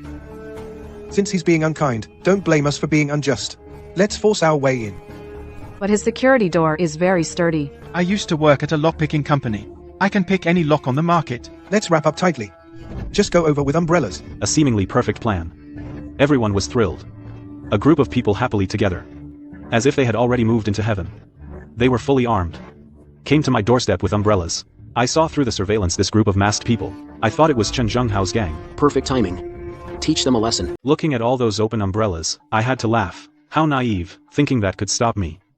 A whole crowd holding umbrellas, thinking they could block my bioweapon. Locksmith Lu Dao took out his tools and jammed them into the keyhole. Breaking and entering. Naive. My security door is like a bank vault. There's even a steel rod inside, 4 inches in diameter, barring it. Unless you hit it with a car, and besides, I've got a surprise. Fang Yuqing and the others screamed and backed away. Sun Zhishao's eyes turned red. He grabbed an iron shovel and smashed the door. But he barely even chipped the paint. Zhang Yi. We came here in good faith to talk. You're worse than Chen Zhenghao. You have to give us an answer. We just want to share the space. Don't mistake good intentions for bad. Picking the lock is your idea of talking. Once it's open, are you planning to do me in? Not only did Sun Zhichao not back down, he threatened that this was our last chance. The group huddled at the door, plotting their next move. As if I didn't know, the group realized picking the lock was hopeless. They brought over a big log to ram the door. A few women held umbrellas to shield themselves from my bioweapon. 3 men chanted and slammed into it. I checked the app's security feed and saw the door didn't even have a dent. After 5 minutes of ramming, they were completely defeated. How thick is this door? A bank vault isn't this sturdy. I smiled slightly. Game over. Even after they ran, I still didn't open the door to finish them. I won't take even a 1 in 10,000 risk. As for ammo consumption, I dug out some bearings from the warehouse, ball bearings, and glass marbles. These things pack a punch with a hand crossbow too. With this stuff, I could play forever. Wang Min slaps Fang Yuqing across the face. This is all your fault. Why are you guys hiding so far away, completely unharmed? Zhou Peng gets hit by an arrow in the arm, still protecting his goddess. Sun Zhichao stops Wang Min, signaling to leave the women to care for the wounded. There's no other way. They can only call for Zhou Keier, the beautiful doctor, to come. She takes one look and frowns. Wang Min breaks down sobbing. She curses me for being vicious. We just wanted to take over Zhang Yi's house. We weren't going to kill him. How could he be so cruel? Zhou Keier hears my name, lost in thought. In despair, Fang Yuqing's eyes light up. Medicine. I remember Zhang Yi had medicine at home. Fang Yuqing recalls seeing a pharmaceutical company delivering to me. Zhou Keier confirms. Antibiotics are essential for stockpiling. Sun Zhichao sees a lifeline. Go find him, quick. He's the one who injured me. He has to save me. We never meant to kill him. We just wanted to move in. And he goes for the kill? He's so ungrateful. Zhou Keier is speechless, but says nothing more. Wang Min forces Fang Yuqing to beg for medicine. You started all of this. You fix it. Zhou Peng, to save his own skin, chooses to sacrifice his goddess. Terrified, Fang Yuqing steals herself and calls me. I'm making lunch when I see Fang Yuqing's call. I smile. Hello? What is it? Fang Yuqing is trembling. Continuing the moral blackmail. I know I was wrong. It was my fault for not accepting your advances. I want to change now. Can you forgive me? Zhou Peng and the others are dying. Can you lend us some medicine? Wang Min got anxious. Started threatening me. Don't push us too far. We'll repay you in the future. Don't force us into a corner. Repay me? You pried open my door. And you expect me to believe you're good people? I wasn't born yesterday. Fang Yuqing played the emotional card again. Zhang Yi, I've always had you in my heart. Can we start over? From the other end of the phone came Zhou Peng's screams during surgery. A plan came to my mind. Actually, I still have feelings for you. Fang Yuqing clung to it like a lifeline. I knew you still loved me. Let me move in. What do you want to do? I'll do whatever you say. Okay. But I only love you. Only you can come over. As for those shady characters, don't let them hold you back. The divide and conquer tactic worked. Fang Yuqing was so excited her face flushed. Nodding vigorously. Good, I'll listen to you. She turned and was about to run, completely disregarding the others' lives. Lin Caning grabbed her. Fang Yuqing roared. Get out of the way. Don't stop me from going to enjoy my good fortune. Wang Min slapped her to the ground. You got us into this mess and now you want to leave? No way. Fang Yuqing tried to run. Zhou Peng was so angry his wound tore open. If you love someone, you should want them to be happy. Since you can't give me what I want, why won't you let me go live the good life at Zhang Yi's place? Zhou Peng's face turned deathly pale. He was speechless. Wang Min held Zhou Peng down firmly. She gave Fang Yuqing an ultimatum. Unless you bring medicine in exchange, you're not going anywhere. Lin Caning also blocked the door. We leave together, or not at all. Fang Yuqing pleaded with me for help. Brother Zhang Yi, they won't let me go. Please, give them some medicine. I watched the drama unfold across the way. I smiled and said, The medicine is too precious. What if they're trying to trick me? Qing'er, we can't fall for it. That remark was the final straw. Fang Yuqing snapped. She lunged at Lin Caning, biting and clawing. The two of them went at it like a pair of madwomen. Wang Min couldn't take it anymore. She joined the fray. She slapped Fang Yuqing 6 or 7 times before finally subduing her. Wang Min picked up the phone to negotiate with me. If you want to save her, bring the medicine. I shrugged, feigning helplessness. I said, there are too many of you. I'm scared. Yuqing, even though I'd love to be with you, they won't allow it. Don't blame me. Fang Yuqing didn't hate me now. She only hated Wang Min and the others for stopping her. To save her own skin, Lin Caning volunteered to guard Fang Yuqing. Why should you get to live in luxury alone? If we suffer together. Meanwhile, Zhou Keier finished the surgery. She reluctantly announced, Without medication, the risk of infection is high. Be prepared for the worst. Despair once again descended upon everyone. Zhou Keier took a pack of cookies and left. 3 men lay on the couch, writhing in agony. The pain was unbearable. Sun Jishao's eyes were filled with malice. We have to get the medicine from Zhongyi. We can't do it ourselves. So let the hundreds of people in the building do it. Even send that mad dog Chen Zhenghao. A classic case of using others to do your dirty work. The idea was immediately met with approval. Fang Yuqing panicked. You've ruined him. What am I supposed to do now? Wang Min slapped her again and dragged her into the bedroom. Zhou Peng was taken aback. He actually pushed Wang Min away. I won't let you talk about her like that. What we have is true love. I would never force her. I believe if I'm patient enough, she'll fall for me eventually. He reminisced about the past. When Fang Yuqing asked him to move things for her, and treated him to meals. He was deeply moved by his own memories. Wang Min was so angry she couldn't even speak. Fang Yuqing breathed a sigh of relief. But deep down, she still found Zhou Peng disgusting. She stopped paying attention to these two weirdos. Wang Min posted in the main residence group chat videos and photos from inside my apartment. Look at the life Zhongyi is living. This level of selfishness is just shameless.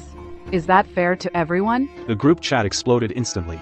Seeing me in the video, wearing pajamas and feasting on a lavish meal, everyone went crazy. Is this for real?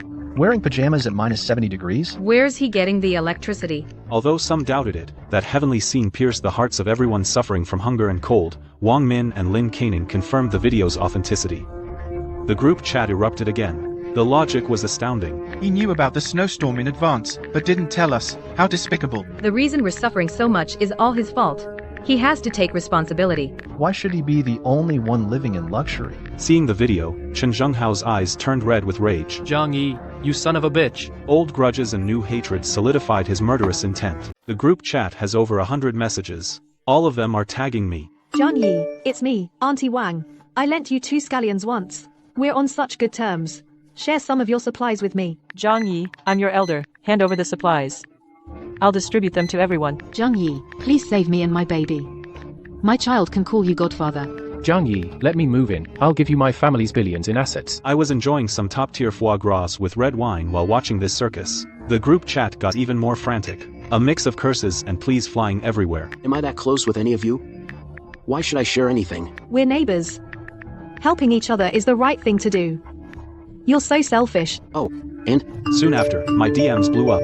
Xie Lime, female college student Zhang Xiu, even quite a few married women. In this post-apocalyptic world, bottom lines don't exist. I was lying on the couch, sipping red wine and watching the snow, thinking about taking a snowmobile out for a spin later.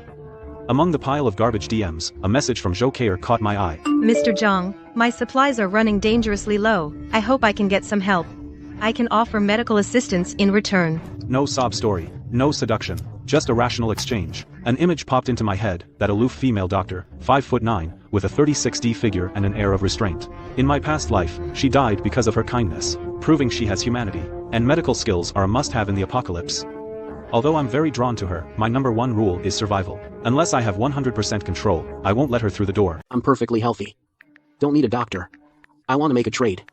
You'll need to offer something useful to me. Zhou Keier fell silent for a long time. Her tone was hesitant and a bit ashamed. Consider it an advance on my fee? I can't hold on any longer. I thought for a moment, and gave her a way out. I can give you food and medicine. But you have to do me a favor. If the neighbors plan to move against me, you tell me what they're up to. This was a lifeline for her, and an extra layer of insurance for me. After all, even if I have an iron fortress, having an inside man can't hurt. After a long hesitation, Zhou Keier finally agreed to be my inside man. I glanced at the group chat. It was filled with curses aimed at me. I replied with a smile. Go to hell. The group exploded instantly. You asked for this. You'll face the consequences. I took a deep breath. Nervous and excited. The fire in my blood was lit. I took out the weapons from the alternate dimension. 5 steel crossbows, 3 high-end compound bows, hundreds of arrows, 2 large boxes of steel balls, machetes, crowbars, baseball bats, pepper spray, stun guns, gasoline, dozens of homemade Molotov cocktails. I slowly wiped down the gun in my hand. Send as many people as you've got. Bring it on. Sun Zhichao started a new group behind my back. He even brought Chen Zhenghao into it. I want half the supplies. You can split the rest. Let's put our differences aside.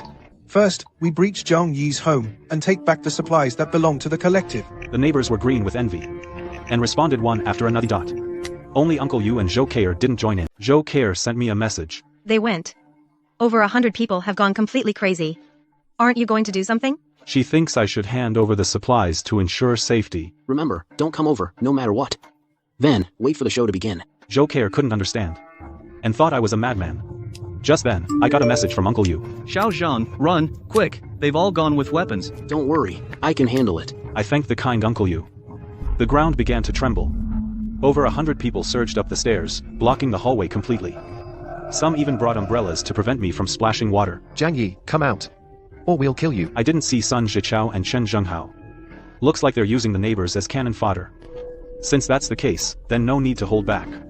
Chen Zhenghao threatened them with a gun. What do you want to do? Get back and fight for your lives. With their retreat cut off, Sun Zhichao seized the chance to incite them. Don't be afraid, everyone. Use the log to ram it. As long as we break down the door, there'll be endless food. The neighbors, eyes red with rage, picked up a large log and rammed it frantically. But inside, I connected the speakers and started playing music. Outside the door was the sound of desperate banging, inside was upbeat music. The irony was palpable. After dozens of hits, the door didn't budge an inch. This is a bank vault security door. Not even a bomb can blow it open. The neighbors' hearts sank completely. Chen Zhenghao blocked the stairway with a gun, forcing them to continue as cannon fodder. I took a sip of cola, listened to the music, and felt utterly content. Outside, the cursing continued. Sun Zhichao hatches another brilliant plan. The door won't budge. Break the wall. The wall can't be made of steel, can it? The neighbors' hopes are rekindled. They swing their sledgehammers furiously. White dust falls, revealing cold, black metal beneath. The big man's hands are split open. He screams in despair. Who builds a house with steel walls? I smirk. Walls cast from 8 inches of hardened steel can withstand artillery shells. The neighbors break down. They resort to bitter curses. Aren't you lonely living all alone? You'll regret this for the rest of your life. Chen Zhenghao still refuses to give up. Smash the ceiling. Smash the floor. I refuse to believe he built a steel box. They rush upstairs. They frantically hack away downstairs. The result? It really is a 6-sided sealed steel box. Paradise is just 8 inches away, yet it's an insurmountable chasm. After a morning of smashing walls, they see only despairing steel plates. Hunger drives them mad. Sun Zhichao's arm begins to fester. He roars at the sky. How can your one life compare to all of ours? Would it kill you to make a sacrifice? A neighbor suddenly shouts. The balcony has floor-to-ceiling windows. We can definitely break the glass. They swarm over the balcony like zombies. Ignoring the -70-degree wind and snow outside, through the glass, they see true paradise. I'm lounging in my pajamas, sipping a steaming cappuccino. The coffee table is piled with burgers, pizza, roast chicken, and spicy noodles. The neighbors have lost their minds. They're throwing everything they've got at the floor-to-ceiling window. I calmly watch the show. Who says glass is weaker than metal? This is artillery-grade bulletproof glass. A dozen people have been pounding on it for ages. Not even a scratch. Glasses guy screams in despair. Bulletproof glass. The young guy refuses to believe it. My fate is in my hands, not in heaven's. He smashes at it frantically. But it's all in vain. Moved by their efforts, I pull out some braised pork knuckle and candied bananas from my space, and start feasting right in front of them. Neighbors on the balcony come and go in waves. Only tiny scratches mark the glass. They're filled with despair and envy. Watching me snack away, they're grinding their teeth in fury. I raise my glass. Keep it up. Don't stop on my account. The direct assault is a total failure. Someone breaks down sobbing. They kneel before the glass, kowtowing and begging for food. Please, just a bite to eat. The sound of kowtowing echoes outside the window. Oh, man. This is heartbreaking. I need some noodles to calm my nerves. I slurp down the noodles. The neighbors are drooling with hunger. I leave half a bowl by the window. A classic divide and conquer move. I post it in the main group chat. The way the neighbors look at Chen Zhenghao changes. They're looking at him like he's food. Chen Zhenghao is horrified. Cursing, he beats a retreat. Since they can't breach my place, the neighbors start looking for other options. Night falls. The TV is broadcasting news about the stable and improving situation. I can't help but laugh. The bounty was claimed. Chen Zhenghao's back was slashed with a 12-inch long gash. He calls for Zhou Keir to bandage his wound. Now you're not going anywhere. To save his own skin, he forcibly detains Zhou Keier. Chen Zhenghao decided to move to the 24th floor. Right next door to me. Keeping a close watch. I don't believe he'll never leave his apartment. I'll take him out the first chance I get. And take over that fortress. Zhou Keier used a bathroom break to send me a warning message. Got it. Keep watching. Trying to lure me out. Dream on. Chen Zhenghao brought his crew and moved to the 24th floor. The young couple next door was trembling with fear. Open up, we're switching apartments. The young couple obediently handed over their place. Chen Zhenghao moved in next door, watching me day and night, waiting for me to step out. Too bad. I have a pocket dimension. I don't even need to open the door to take out the trash. When I'm bored, I just go live in the group chat. Hey everyone, today I'm making braised pork belly. 10 pounds of pork belly goes into the pot. The neighbors were drooling with envy. Then I took a taste, frowned, and said, too much soy sauce. Ruined. Toss it. The whole pot of meat went into the trash. The group chat exploded. Don't throw it away. My mouth is the trash can. What a waste. No worries. I've got plenty more ready to go. The scene shifts. The table is covered with oil-braised shrimp, 9-turn large intestine, sweet and sour pork, and over a dozen other dishes. Folks, let's eat. The neighbors went crazy. Some cursed, some kowtowed, calling me daddy, begging for soup. Meanwhile, Fang Yuqing, trembling, begged me for help. Brother Zhang Yi, please save Qing'er. I want to come to you, but I'm scared of Chen Zhenghao. You'll have to come here yourself. She backed off, scared. I sneered. Chen Zhenghao is driven crazy by the bounty notice. He develops persecution paranoia. To protect himself, he forcibly recruits able-bodied men. His team expands to 10 people. Zhou Keier sends a message. They've gone crazy. I haven't eaten in 2 days. I'm starving to death. Zhang Yi, can you still save me? Considering I might need a doctor in the future, I decide to step in. Help me with one last thing. After it's done, I'll let you live. I need to know if Zhou Keier can be ruthless when it counts. So I give her a task. Zhou Keier doesn't answer me for now. Clearly, she's struggling too. I'm not in a hurry. The next day, after a run and a hot shower, I feel refreshed. There's a banging sound at the door. Zhong Yi, come out. You coward. On the surveillance, Zhou Peng's arm is swollen. Clearly, the infection is severe. I walk to the door. I calmly explain. Late-stage infection. There's no cure. Zhou Peng is scared, sweating cold sweat. He goes from cursing to begging for his life. Zhou Peng stumbles back to his place. Sun Jishao is burning his wound with fire. Screaming in pain, Zhou Peng charges towards Fang Yuqing. Yuqing, will you marry me? This is his last humble wish before death. Fang Yuqing pinches her nose. Her eyes full of disgust. No. You stink too much. So disgusting. Zhou Peng's heart is broken. He completely turns dark. You dare call me stinky? I will have you. He tears at Fang Yuqing's clothes. The downfall of a simp. The frenzy of a pervert. You curse me, you curse me. Zhou Peng couldn't handle the cold. Fang Yuqing mocked him. He roared in despair. Meanwhile, Zhou Keier decided to act. Using the excuse of cooking, she poured most of a bottle of sleeping pills into the pot. Chen Zhenghao thought she had come around. He let his guard down. Half an hour after the meal, the drugs took effect. Everyone fell into a deep sleep. Zhou Keier sent me a message. It's done. Drag them to the balcony. I'm not taking any risks. I need to be absolutely sure. Zhou Keier gritted her teeth and did it. With great effort. She dragged Chen Zhenghao and the 9 others out. After confirming it on the surveillance feed, I took off my cold weather gear. You passed. Come over. Zhou Keier escaped from hell. She pushed open the heavy door. A wave of warm air hit her face. It was like heaven. The 27-degree room temperature was so hot she couldn't stand it. Ignoring the gun I had pointed at her, she hurriedly took off her clothes. It's so hot. Once inside, the 27-degree room temperature made her feel like she'd stepped into a furnace. She quickly shed her thick down jacket. Gasping for air. My gun was still trained on her. Don't forget, this is my home. Dealing with Chen Zhenghao only proved you're useful.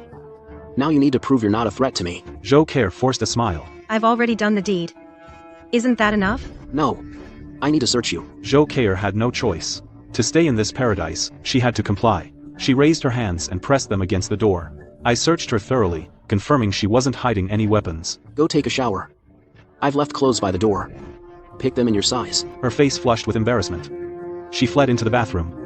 While she was showering, I checked the medical kit and confiscated the syringes inside, eliminating every potential threat. Half an hour later, Zhou Keier walked out in her pajamas, her damp hair cascaded down her back. She was breathtakingly beautiful. But I still held onto my gun. My gaze remained vigilant. Thank you for wasting your water. You're not mad at me, are you? She was testing my attitude. In this warm paradise, she was terrified of being thrown back into the frozen wasteland. Have a seat. Zhou Keier obediently sat down. This is my home. This is a blessing. You will obey every command, or you'll be killed without mercy. This place is under full surveillance. There is no privacy. The second bedroom is yours. But I keep the security door key. Joe Kayer nodded in acceptance. Her intelligence pleased me. To ensure her loyalty, I decided to reveal my core secret. I've gained superpowers. I possess an alternate dimension. All the supplies are inside. Only if I'm alive will you have food and hot water. If I die, you'll starve too. After saying that, I materialized a sandwich out of thin air. After the initial shock, her eyes showed a glimmer of firm trust. Trust in survival itself. Eat. She devoured it, moved to tears. From now on, the housework is yours. The sewer is frozen. You'll handle the waste too. You are my maid, understood? I understand, master. After eating and drinking her fill, I poured 2 glasses of red wine. Do you know why I chose you? First, you're a doctor, and second, Joe Kayer took a sip of wine, a look of understanding in her eyes. Because I'm a beautiful woman. She put down her glass and proactively untied her robe. 2 weeks of pent-up tension needed release. Today's a done deal. I slept like a log. Joe Kayer was still asleep. I brought out steaming hot burgers and fried chicken. I knocked to wake her up. She wolfed it down and let out a satisfied burp. This is so good, it's making me cry. I'm full. Time to get to work. I recorded a video and posted it to the residents' chat. Chen Zhenghao is dead. From now on, I'm in charge of this building. The group chat exploded. The neighbors laughed through tears, celebrating that the devil was dead. But they weren't afraid of me. Instead, they begged for food, praising me as a good person. Zhang Yi, you're a good person. Give me something to eat. Why can Joe Kayer get in? I can do it too. Fong Yuqing thought her chance had come. Zhang Yi, I'm still alive. Get rid of that bitch. Let me in. Wang Min and Lin Caning charged forward to grab the phone. I'm not worse than her. Give Sister Wang a chance. The 3 crazy women wrestled together. I couldn't help but laugh. Just treating it as a show. Joe Kayer felt threatened and clung tightly to my arm. Joe Kayer pressed herself against me. I enjoyed it and hatched a plan. I took a close-up photo together and sent it to Fong Yuqing. Yuqing, you're too late. Kayer and I are true love. Don't contact me anymore. I'm afraid she'll misunderstand. Fong Yuqing saw a rich beauty who completely outclassed her and went completely crazy. I don't believe it. You are clearly my admirer. That bitch stole my man. You're not worthy. Blocked and deleted, done in one go. Our peaceful days didn't last long. The group chat is buzzing again. The snowstorm will be over soon.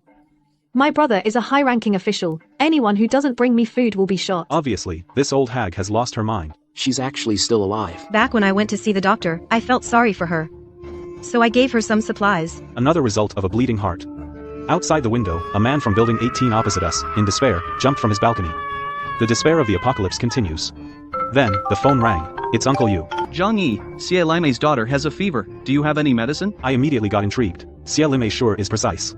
She found herself a sucker. Uncle Yu is a retired veteran. He has high combat prowess. Worth the investment. I still have a few boxes here. Come and get them. I deliberately emphasized a few boxes to create a sense of scarcity. Uncle Yu was so moved he was at a loss for words. If you ever need me in the future, I'll be there without a second thought. Uncle, you're like a real uncle to me. I hung up the phone. I said to Joe Kayer, let him owe me a favor, so he can take a bullet for me later. An exchange of benefits is the most solid relationship in the apocalypse. Uncle Yu arrived, with Xie Limei following behind him. Tang Bao has a high fever that won't break. Please help her. I tossed some cold medicine out through the gun port. Uncle Yu thanked me profusely. But Xie Limei's eyes flashed. Could you let the baby stay inside? Your place is warm. Please, for Uncle Yu's sake. This move is pushing it.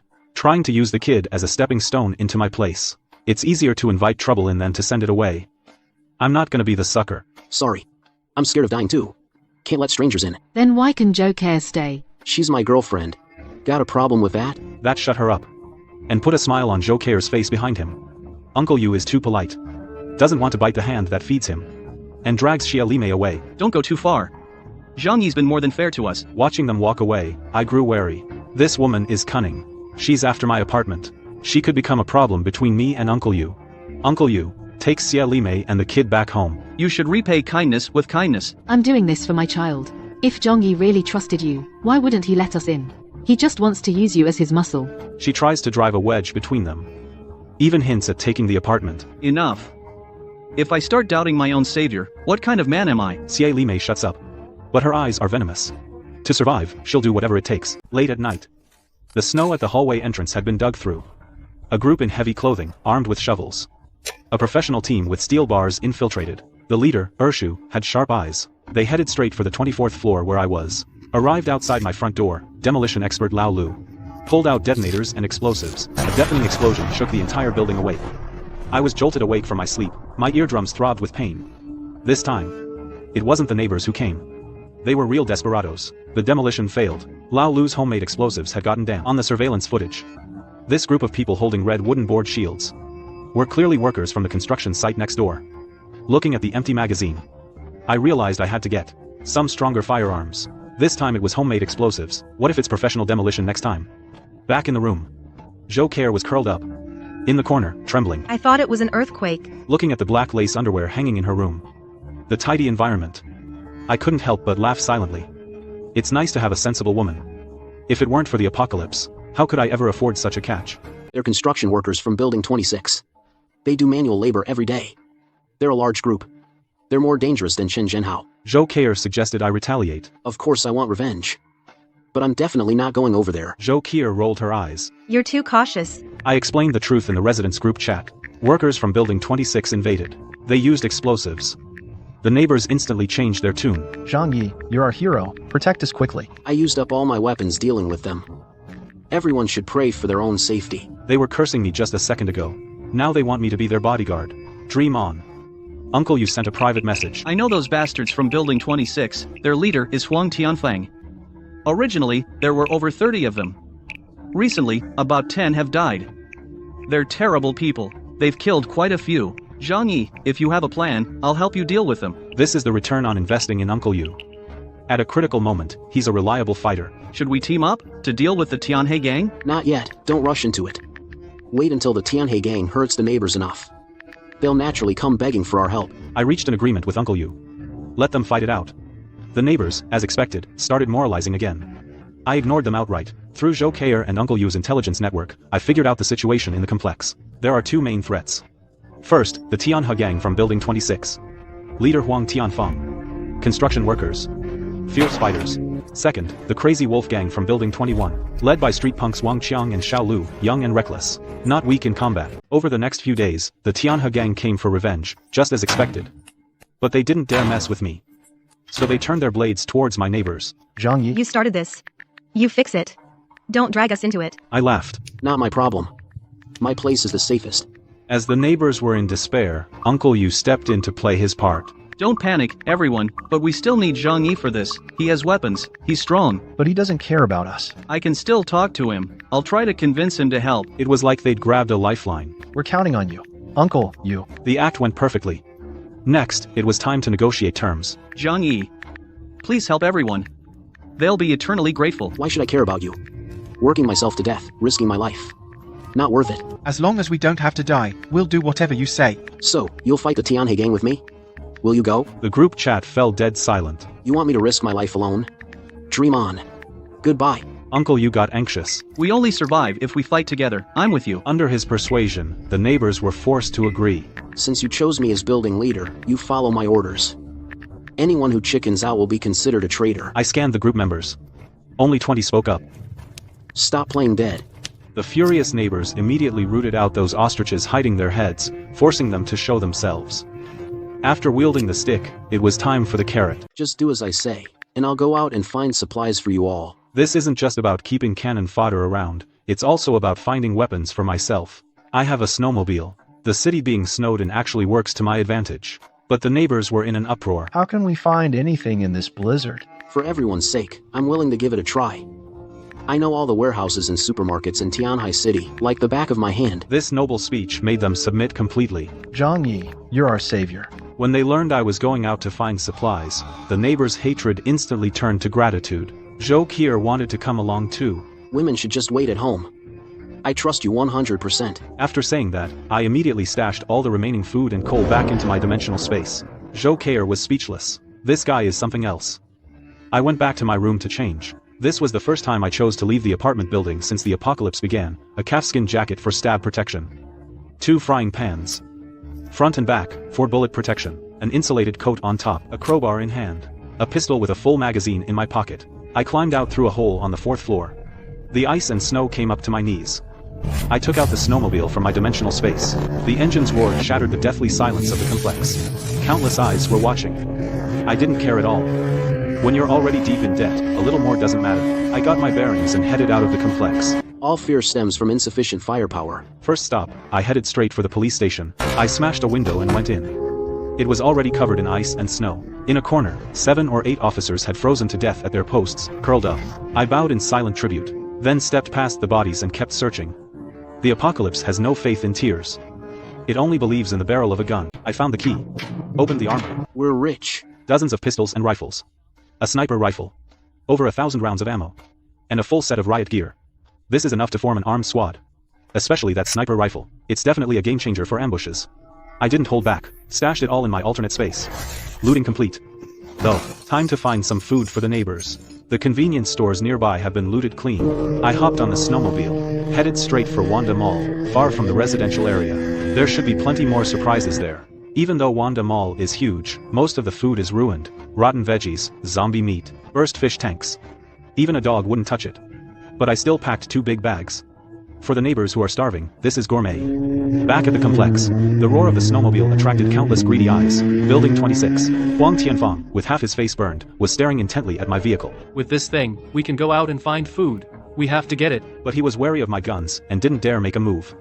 But a few of his underlings couldn't resist. Sneaking downstairs with knives. Ready to ambush. The neighbors from Building 25 saw the 2 big bags of supplies and were howling with excitement. I pretended to hide the vehicle properly. Carried the supplies upstairs. Uncle Yu came to help. His eyes full of admiration. You actually found all this stuff. You're amazing. I had to search the whole city just to get this little bit of food. For everyone, I gave it my all. The 2 duffel bags dumped out rotten veggies and zombie meat. But the neighbors were moved to tears. Shouting, "Long live Zhang Yi." Fang Yuqing tried to cozy up, but the other jealous neighbors immediately shouted her down. Just as we were handing out the food, 4 workers from the Tianhe gang broke in through the window. Rabbit. The neighbors, to protect the food and for the reward, instantly saw red. Dozens of them ganged up on the 4.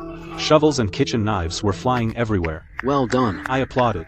I gave a heavy reward to the 2 most hardworking young men, Li Chengbin and Jiang Lei. Their arms were filled with moldy biscuits and zombie meat. They were so moved they kowtowed and called me brother. The other neighbors were green with envy. That's exactly the effect I wanted. Most people only got a pitifully small amount of food. They'll only obey if they stay hungry. The rich kid Su Hao slacked off during the fight. I only tossed him a single piece of candy. That's not fair. You're targeting me. You want to talk about fairness with me?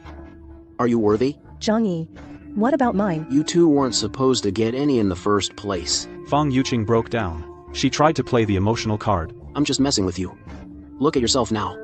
You look like a better woman. I put my arm around the radiant Zhou Keier. The contrast was stark. Using Shu Hao's mouth, I exposed Fang Yuqing's nickname, Universal Socket. The whole room burst into laughter. She fled like a madwoman. Lin Caning still wanted to reason with me. 2. With 1 sentence from me, I just find you annoying. I shut her up. Good girl. This is for you. I tossed Shu Hao a bag of biscuits. He treated it like a treasure. He was overflowing with gratitude. Now for the real business. Me, Zhou Keier, Uncle Yu, and Si Lime are excluded. The remaining 43 people are divided into 6 groups for 24-hour lookout shifts. Uncle Yu is in charge of the arrangements. Xia Lime muttered on the side, unhappy about not getting a reward. Her eyes were full of resentment. But I don't care. Cannon fodder just needs to be usable. Why doesn't Uncle Yu have to take a shift? Puzzer sees. Because he's a key fighter. He needs to conserve his energy. Actually, I'm doing this to protect my right-hand man. Xia Lime complained privately about not getting food. I've saved the good stuff. Tell Uncle Yu to come get it. A whole case of instant noodles. That should shut her up. And it'll make Uncle Yu even more loyal. Back home, I took off the jacket with the frying pan hanging on it, and put on a police bulletproof vest. Zhou Keier tried to get frisky. I patted her butt and sent her off to take a shower. Compared to women, I love these guns more right now. I switched to 2 police pistols, and studied the rifle and sniper rifle. Using the internet that was still up, I quickly learned how to operate them. Loaded all the guns, and stored them in the alternate dimension. Ready for use anytime. Looking through the sniper scope, I could clearly see the window locks on the building opposite. I smiled. This sniper rifle is perfect for ambushes. A while later, Uncle Yu came over. He saw the unopened case of instant noodles by the door. His eyes welled up with emotion. Uncle Yu, take it and eat. Uncle Yu was moved to tears. At 2 in the morning, Huang Wei from the Tianhe gang led a night raid. The alarm sounded. Neighbors hungry for the bounty charged out with bloodshot eyes. Huang Wei and his men were crushed. The next day, I had Zhou Keier make oil splash noodles. The taste was just okay, but that home-cooked flavor put me at ease. Of course, my peace of mind came from the kitchen camera and her daily, thorough inspections by me. A sniper rifle. You know how to use it? 7 bullets, 7 kills yesterday. She wasn't afraid. Only admiration. Sticking with me was the smartest decision she ever made. I gave her something in return. This time, I didn't take away the kitchen ingredients. Preliminary trust was established. Meanwhile, the Tianhe gang in Building 26. Screw that. They've got sniper rifles and endless ammo. Revenge is out of the question. I rode out again. This time, my target was the warehouse district in the economic development zone. Wang Qiang from the Tianleng gang in Building 21 was watching me closely. We have to get our hands on that snowmobile. It's our chance to rule in this chaotic world. Everyone wants my ride. But I don't care. Arrived at the warehouse district, there were still countless supplies here waiting for me to loot. The warehouse district was empty. Just as I expected. The important supplies had been moved out by the elites. But in the auto warehouse, I found a ton of luxury cars and heavy machinery, Rolls-Royce heavy trucks and excavators. They're useless now, but I took them all. Might be useful later. Even as display models, they're cool, running low on fuel. The snowmobile is a gas guzzler. I went to the biggest gas station, only to find it completely buried in snow. Impossible to dig out by hand. What to do? I thought of the excavator I just picked up, a 20-ton beast. Dropped it on the snow, and it sank over a meter deep. Perfect. Never operated one before, but I got the hang of it fast. Never been to Lanxiang, but I have an alternate dimension. Start digging. My skills were rough, but the excavator worked like a charm. A few hours of digging later, I finally broke through to the gas station. 4 massive fuel tanks. 200 cubic meters of fuel. Took it all. Fuel crisis averted. More importantly, I realized the excavator was the key to unlocking the apocalypse's treasures. All the supplies buried around the world will be mine from now on. I'm back in the neighborhood. Once again, I placate the neighbors with food. Li Chengbin and Jiang Lei are complaining. The enemy doesn't dare to come. They can't get the big reward. Can we take the initiative? Of course we can. At this moment, Building 25 transforms from passive defense into a vicious wolf actively hunting for prey. Their target is the neighboring Building 26. The atmosphere in the complex feels off today. Many eyes are watching us. That's normal. A snowmobile means a way out. Who wouldn't be jealous? When Zhou Care and I passed the 13th floor, a blood red eye peered at me through a crack in a door. Suddenly, Auntie Lin, who'd been missing for ages, charged out with a knife. Screaming, she swung it at me. I pushed Zhou Care aside and rolled down the stairs. I pulled out my crowbar in one swift motion. The neighbors scrambled to get out of the way. Fear was plain in their eyes. That's what happens when you cross me. Zhou Care knelt, washing my feet. She also passed on some new intel. The person in charge of Building 9, Chen Lingyu, is looking for you. Multi-level marketing boss. Master manipulator. Extremely controlling. Multi-level marketing. The type who'd turn on her own family. Though, I look down on this so-called cooperation. For the sake of stability on future outings, I decide to test the waters. I open WeChat. Besides Chen Lingyu, I also see a friend request from Li Jian, finance director at Wamar. One's a multi-level marketing queen, the other's a corporate executive. Interesting. I might as well accept both. Chen Lingyu replies instantly. She requests a voice call. No. Say what you have to say. I have no patience. Dealing with a woman who makes her living with her silver tongue, you can't give her a chance to perform. Chen Lingyu's pitch sounds like a pyramid scheme pitch. Mr. Zhang, we can provide 76 people. You provide the snowmobiles and weapons. Let's team up and take over the complex. On one condition, you give us food first. I couldn't help but laugh. All talk, no substance. Begging for food with such audacity. Seeing her persuasion fail, she switched to threats. Possession invites envy. Give us food, and Building 9 stays neutral. Otherwise, we're enemies. Let me think about it. I ended the conversation dismissively. Just, Building 9? I've got plenty of ammo. But I had to consider something. What if all 29 buildings united against me? The safe house is impenetrable. Unless they tear the building down, but with no power, extreme cold, and starvation. Demolishing it by hand is impossible. As long as I lay low, no one can touch me. But for future scavenging runs, I might need a better strategy. Let's see what that Walmart exec, Li Jian, has to say. As long as I stay in the safe house, no one can touch me. But staying on defense isn't sustainable. Let's hear what Li Jian says. I'm the representative of Building 18. We've built a post-apocalyptic utopia. Resources are distributed equally. Only 5 casualties. We hope to cooperate. We provide manpower and resources, and mediate between buildings. If you don't cooperate, we won't attack either. We just want to protect ourselves. A finance director indeed. High emotional intelligence. Knows when to cut losses. But I see right through it. A utopia without military protection is just a fat sheep waiting to be slaughtered. His so-called no-attack policy is just watching from the sidelines.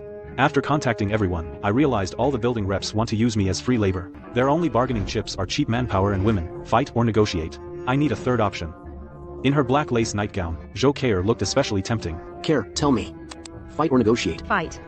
Can you hold off 29 buildings? Negotiate. Can you feed 1,500 people? Fight. I'm 99.99% sure, negotiate, they're just making outrageous demands. They want me to feed their little groups. Joe Kayer suggested moving, but I vetoed it. I can't take the safe house with me. The situation seems hopeless. But I hold the advantage of time. The complex factions are complicated. Militants. Cultists. Managers. They don't trust each other. For them to unite is next to impossible. Then we stall. The advantage is mine. Wait and see. Let them make the first mistake. To prepare for potential crises, I had Joe Kayer take apart a bulletproof vest and modify it into leg armor. Helmet, bulletproof vest, bulletproof pants fully armed. Next up was mobilization. The other buildings are jealous of our food and they're coming to take it. Either we give them the food and we all starve together, or we fight them to the death. You decide. The neighbors had no choice. Morale was high. Let's kill them. Good. Li Chengbin, Jian Lei, lead a team to raid the Tianhe gang in Building 26 tonight. Brother Jiang, you've worked hard all day. Get some good rest. Leave the rest to us. I comfortably tossed my phone aside and enjoyed Joe Kayer's tender embrace. An hour later, the battle report came in. Jian Lei, good work. Take tomorrow off. I'll reward you with an extra-large serving of braised pork rice. The neighbors were green with envy. The next day, while out, I passed by the Mad Wolves gang in Building 21 and felt something was off. The whole complex was seeking to cooperate with me, but this group of hot-blooded youths was completely inactive. The dog that bites doesn't bark, just as I thought. At the edge of the complex, a door plank trap suddenly sprang up. Watched too many TV shows, huh? It didn't trip me up. Instead, it flung their own guys away. 8 men charged with knives. I wasn't in a hurry to shoot. I slowly chased after them on my motorcycle. The guys in front were scared out of their wits. If you try to harm me, then you'll pay the price. The hallway fell dead silent. The Mad Wolves gang was terrified. Looks like someone leaked the information. I didn't rush in recklessly. Instead, I called everyone from Building 25. Launch an immediate assault on Building 21. Uncle Yu, come with me. Everyone else, go. Guo Dahai voiced his objection. An assault right now is unwise. Uncle, you should stay. Are you telling me what to do? Maybe it's not a good idea to go now. Better wait until tonight. That. The crowd starts to agree. Doubts begin to arise. I let out a cold laugh. My gaze locks onto Guo Dahai. I believe I made myself clear. Everyone must listen to me. Have you forgotten already in just a few days? Now go and wipe out the Mad Wolves gang. Who's in favor? Who's against? Li Chengbin is the first to raise his hand. We'll listen to Brother Jiang. The others also raise their hands, trembling. That's more like it. Watching the cannon fodder howl and charge, rushing towards Building 21, I turn and leave. To do. Uncle Yu. You drive. I just bruised my ribs. It hurts. The injury is fake. Never turn your back on others. That's my rule for survival. The World Trade Center. Luxury goods that were once prized. Now piled up like trash. Uncle, you didn't take gold or silver. Instead, he stuffed his bag full of baby clothes. Going all out for someone else's kid. What a hopelessly honest man. Uncle Yu. You and Sister Xiai get along pretty well, huh? Just trying to get by together. Having a woman to warm the bed. I'll introduce you to a few later. With better figures and skills. Uncle Yu's back stiffens. Then he turns around, revealing a suppressed smile he can't hold back. Well, I'm a decent man, haha. Now I know where I stand. His feelings for Xia Limei are less about emotion and more about physical needs. As long as the price is right. Xia Limei can be replaced anytime. This ace fighter, I've got him figured out. Wang Tianfang contacted me this morning. He wants to make peace. He said the other buildings are forming an anti-Zhang Yi alliance. I pretend to go along with it. But inside, I'm sneering. Make peace? Too late. Uncle Yu worries I'm running low on ammo. And suddenly drops a bombshell. I served in the military. I know where the Tianhai city barracks are. They've got plenty of ammunition there. My eyes instantly light up. Military base. That means there might be tanks and armored vehicles. If we can get our hands on those big guns, we won't have to fear that rabble anymore. We could just roll right over them. Over 100 kilometers northwest, it's probably buried in snow. It'll be tough to dig out. Digging snow? That's right up my alley. With an excavator in hand, I'm not afraid of any amount of snow. Let's go. Battling the snowstorm, we headed straight for the arsenal 100 kilometers away. Found it. It's that bathhouse. Looking at the sign that promised more than meets the eye, I had to admire Uncle Yu's method of pinpointing it. Following the bathhouse, we finally located the military base completely buried by the heavy snow. Uncle Yu thought it was a wasted trip, his face full of guilt. But I secretly noted the coordinates. Next time, I'll bring the excavator. This will be my personal arsenal. Then the two of us headed back. Back in the residential complex, Li Chengbin retreated with his battered troops, a Pyrrhic victory. Resentment began to fester. We're risking our lives, but Zhang Yi just ran off with Uncle Yu. If we keep fighting, we'll all be dead. Shut up. Without Zhang Yi, you'd have starved to death long ago. Although it was temporarily suppressed, this resentment was like an undercurrent beneath the snow, ready to erupt at any moment. Li Qingbin, have you already adopted Zhang Yi as your daddy? He's using us as cannon fodder. The words, cannon fodder, struck a nerve with everyone. Luan Qiang continued to stir things up. He feeds us junk food, while he's definitely eating the good stuff himself. Why should we go to our deaths for him? Give me the vehicle instead. I can find food too. The others chimed in agreement. Greed and discontent were fermenting.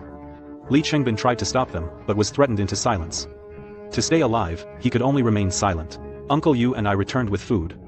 The atmosphere was a bit tense. Although we distributed the rewards, the hostility in their eyes was impossible to hide. Especially when he saw Uncle Yu bringing back brand-name clothes for Xie Li Mei, Luan Qiang couldn't hold back anymore. Zhang Yi, next time, bring us some clothes too, okay?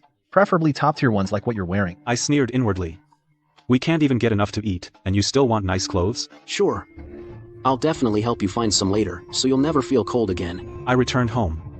Zhou Care walked out of the kitchen, wearing an apron. You're back, master. Her attentive dinner and foot bath made me temporarily forget the blizzard outside. Next time, I'll go to the military camp and dig up some heavy firepower, then I can crush everything. The neighbors have been really resentful lately. Be careful of betrayal. Don't worry. I never trusted them. Then do you trust me? You're the only one. The one and only. The lie slipped out. I only love myself.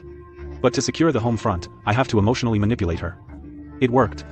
She was so moved her eyes welled up. After the meal, I picked her up and carried her into the bathroom. Happiness is better when shared. Let's bathe together. Meanwhile, the neighbors, clutching the food I gave them, huddled at home eating dinner. It's great following Zhang Yi. We get braised pork rice. Look at Zhou Care, she can even take baths. Stop dreaming. Zhang Yi is just using us as cannon fodder. He doesn't intend for us to survive. Then what can we do? Whoever has the biggest fists calls the shots. Though reluctant, the two reached a consensus. To survive, we can only be his dogs. Right then, Li Qingbin's phone rang. Reading the message, his eyes grew excited and eerie. Someone was contacting him to stage a rebellion. The next day I went alone to the military camp to dig. The excavator roared. I dug up the barracks. Weird. The beds were neatly made. But there was no one there. Not even a single body. It suddenly hit me. The higher-ups had pulled the troops out the very night of the disaster. They were escorting supplies to the shelters. The soldiers here didn't die. They just withdrew. In the future, this organized military force could be a big problem. But for now, this armory is mine. I used the excavator to ram open the armory door. The heavy weapons were taken by the retreating troops, but what was left was enough to thrill me. Several rifles. Over 7,000 rounds of ammo. 1 military sniper rifle. 50 grenades. Plus some flammable wood I collected along the way. This trip was a jackpot. In Tianhai City, I now held absolute military dominance. Back at the apartment complex, I deliberately came back empty-handed. The neighbors were full of complaints. We worked all day with no food. Why didn't you look harder? I smiled. A cold smile. You've all gotten a bit too comfortable lately. You think it's your right. Then we're done. Go find your own. Brother Zhang, no. That's not what we meant. The crowd fell silent instantly. You can't feed people too well. Yesterday they wanted brand names. Today they dare to complain. Zhang Yi, your motorcycle can fit 3 people. Take us with you next time. The others chimed in, their greedy eyes fixed on my bike. Trying to take my power. Dream on. You're eyeing my bike? Want to call it quits? In the residents group chat, they first cursed me out, calling me a demon, a selfish bastard. After the cursing, someone asked, if he doesn't give us food, what do we eat? The response was dead silence. No one wanted to go back to eating belts or worse. Then the mood shifted. Actually, Zhang Yi is pretty good. That's human nature. If you have food and bullets in your gun, they'll kneel down and lick my boots. And praise my mercy. After going hungry for a meal, the neighbors finally understood. We can't live without Zhang Yi. Please forgive us, Brother Zhang. From now on, your word is law. Watching the boot licking in the group chat, I sneered. Suddenly, I was added to another group. The members included Chen Lingyu, Li Jian, Huang Tianfang, Wang Qiang. All the building leaders in the complex were there. The anti-Zhang Yi alliance. Let's lay our cards on the table. Zhang Yi. All 29 buildings have formed a united front. Our terms are as follows. First, provide supplies for the entire complex. Second, hand over the snowmobile for shared use. Third, give us intel on resource locations. In exchange, we won't attack you. I almost laughed out loud. They want me to be their free caretaker and steal my vehicle. Their bargaining chip is that they won't attack me? They clearly have no idea of my power. They think numbers alone can win. Sorry, but the firepower I have now is like the droplet against Earth's fleet in times the 3-body problem. A dimensional reduction strike. Look it up. Agree or die. Mr. Zhang, a wise man submits to circumstances. Cooperation is the only way to restore civilization. Nice good cop, bad cop routine. A plan formed in my mind. Capture the leader to capture the gang. We can talk. Send a representative from each building to building 25. Let's talk face to face. Dream on. If you want to talk, come to my place. No one's a fool. No one's willing to walk into the enemy's lair. Since I can't lure them over, I'll just lay my cards on the table. Then there's nothing to talk about. I'll stay right here in my home. You can't break in. We'll see who lasts longer. Let's see who dies first. Your food will run out eventually. This ostrich tactic is pointless. I smiled, trying to outlast me. I never cared how much others have. It doesn't matter how much supplies they have, because I'll always have more. Trying to outlast me. Maybe in your next life. Since the talks have failed, let's prepare for war. Mr. Lee, if you're the one negotiating with me, I'll feel more secure, unlike those bastards who resort to sneak attacks. One sentence. Successfully ignited suspicion within the alliance. Wang Qiang and Chen Lingyu were afraid Li Jian would steal their credit. They all demanded to participate in the negotiations. The fish is on the hook. Tomorrow at 2:30 in the afternoon, Building 25. Don't be late. Left the group chat, I confiscated Zhou Keir's phone. The battle is imminent, we must eliminate all potential threats. Zhou Keir performed a newly learned head massage, helping me sort out my thoughts. Amidst the waves plan A. If they all come, we'll take them all down. Plan B. If only a few come, we'll pretend to compromise and dismantle them from within. I have plenty of patience. Then I contacted Uncle Yu. He didn't hesitate. I'll follow your lead. Now everything is ready tomorrow. It's the feast at Hongmen. Uncle Yu, tomorrow bring people to search them. If people from other buildings dare to bring weapons, confiscate them immediately. After confirming the details with Uncle Yu, I opened the main residence group chat again. If you don't want to be abandoned, stand guard obediently tomorrow. To survive, the neighbors had to obey. The next morning I was fully armed. Bulletproof vest, bulletproof pants, dagger pistol, assault rifle, sniper rifle, and dozens of grenades. I found a large room, on the 13th floor. For the meeting I tossed out 2 bags of food, watching the neighbors scramble for it like hungry dogs. After they finished eating, I started painting a rosy picture. If the negotiations succeed, everyone can return to normal life. For a brighter future, let's fight one more time. The neighbors cried with excitement, believing it was true. My eyes were firm, but my heart remained calm. Set a trap on the 4th floor. Block the passage. As long as we can delay them, I can retreat to the safe house anytime. For a brighter future, let's do it. Cannon fodder in position. Just waiting for the show to start. 2:30 in the afternoon. A dark, surging crowd came flooding in. A full 500 or 600 people, surrounding Building 25, leaving no way out. This is their bargaining chip, an army at our doorstep. The neighbors guarding the building were so scared their legs went weak. Uncle, you came out to hold the fort. What's there to panic about? They're here for Zhang Yi. You're not even worthy of dying. The 5 building leaders made their entrance, surrounded by followers, their faces full of arrogance. Look at those cowards. They're about to piss themselves. Zhang Yi's probably off changing his pants. If he doesn't agree to our terms, he has no choice. They see themselves as commanders, generals leading a vast army. Victory is in their grasp. I sit by the 7th floor window, watching the dense sea of heads below. A cold smile curls at the corner of my mouth. A lot of people. Saves me the trouble of hunting them down one by one. Search them. That's Zhang Yi's attitude for you. He's got a death wish. We could drown you with spit. The 5 building leaders are incredibly cocky, thinking they have everything under control. I hear every word clearly through my phone. Think you're tough with numbers? The building leaders are stunned. A grenade? How does he have a grenade? Chen Lingyu clenches her legs together, struggling to hold her pee in. You have 5 minutes. If I don't see you, the fight starts. Wait, we're coming right up. They instantly back down. Drop your weapons. Scrambling like dogs, they crawl toward the 13th floor. The building leaders climb up to the 13th floor, gasping for breath. All their arrogance gone. We want food and clothes. And your car to help us gather supplies. I just slammed the gun on the table. The 5 of them were scared and tried to run. But Uncle Yu blocked their way back. Relax. Just airing out the gun. I laid out my terms. Each building gets food for 10 people per day. The divide and conquer tactic worked. Huang Tianfang was ecstatic, because his building had fewer people. But Li Jian and Chen Lingyu were devastated. 10 portions were nowhere near enough for them to share. Before they could finish arguing, I threw out my second condition. For long-term sustainability, we need to be self-sufficient. I tossed out a bag of corn seeds. Just like our ancestors. Let's go plant some corn. Farming in sub-zero extreme cold. They thought it was hope. But in reality, this was the graveyard I prepared for them. For the apocalypse to last, we must farm. They can farm in Siberia. So can we. This nonsense actually convinced Li Jian and Huang Tianfang. But I knew it wasn't enough. If you agree, I'll also provide cigarettes and alcohol in the future. You have cigarettes? The 2 old smokers instantly cracked. I threw out a pack of Lakun. They greedily lit up, floating on cloud 9. As long as you guarantee I get my smokes, I agree to all your terms. Me too. A single pack of cigarettes made their seemingly unbreakable alliance crumble to dust. Li Jian tried to stop them, but his 2 idiot teammates tore into him, Stop nagging. We'll do as he says. We should understand Zhang Yi's difficulties. Li Qian's face turned as dark as a pot. Looks like we've reached a consensus. It's not the godlike opponent you fear, it's the pig-like teammates. This is in the bag. We still need to discuss this further. Playing me? Uncle, you brought men to block the door. Wang Qiang and Huang Tianfang, for the cigarettes, instantly switched sides to support me. Chaos erupted at the negotiation table. Right then, I noticed the crowd downstairs quietly approaching. Building 25. A sneak attack. Looks like these 5 building leaders were abandoned. Or their underlings want to rebel. They're attacking. It wasn't us. Everyone, sit down. The 5 building leaders were scared out of their wits, and Chen Lingyu straight up wet herself. Have you thought it through? All 5 voted in favor, not daring to utter a single word of dissent. After the meeting, Wang Qiang and Huang Tianfang fought like dogs over the half-pack of cigarettes I tossed on the ground. So much for the so-called alliance leaders. Back at Building 25, I told the neighbors the result: provide 300 rations for peace. The neighbors were worried. What do we do? If we don't agree, they'll start a war.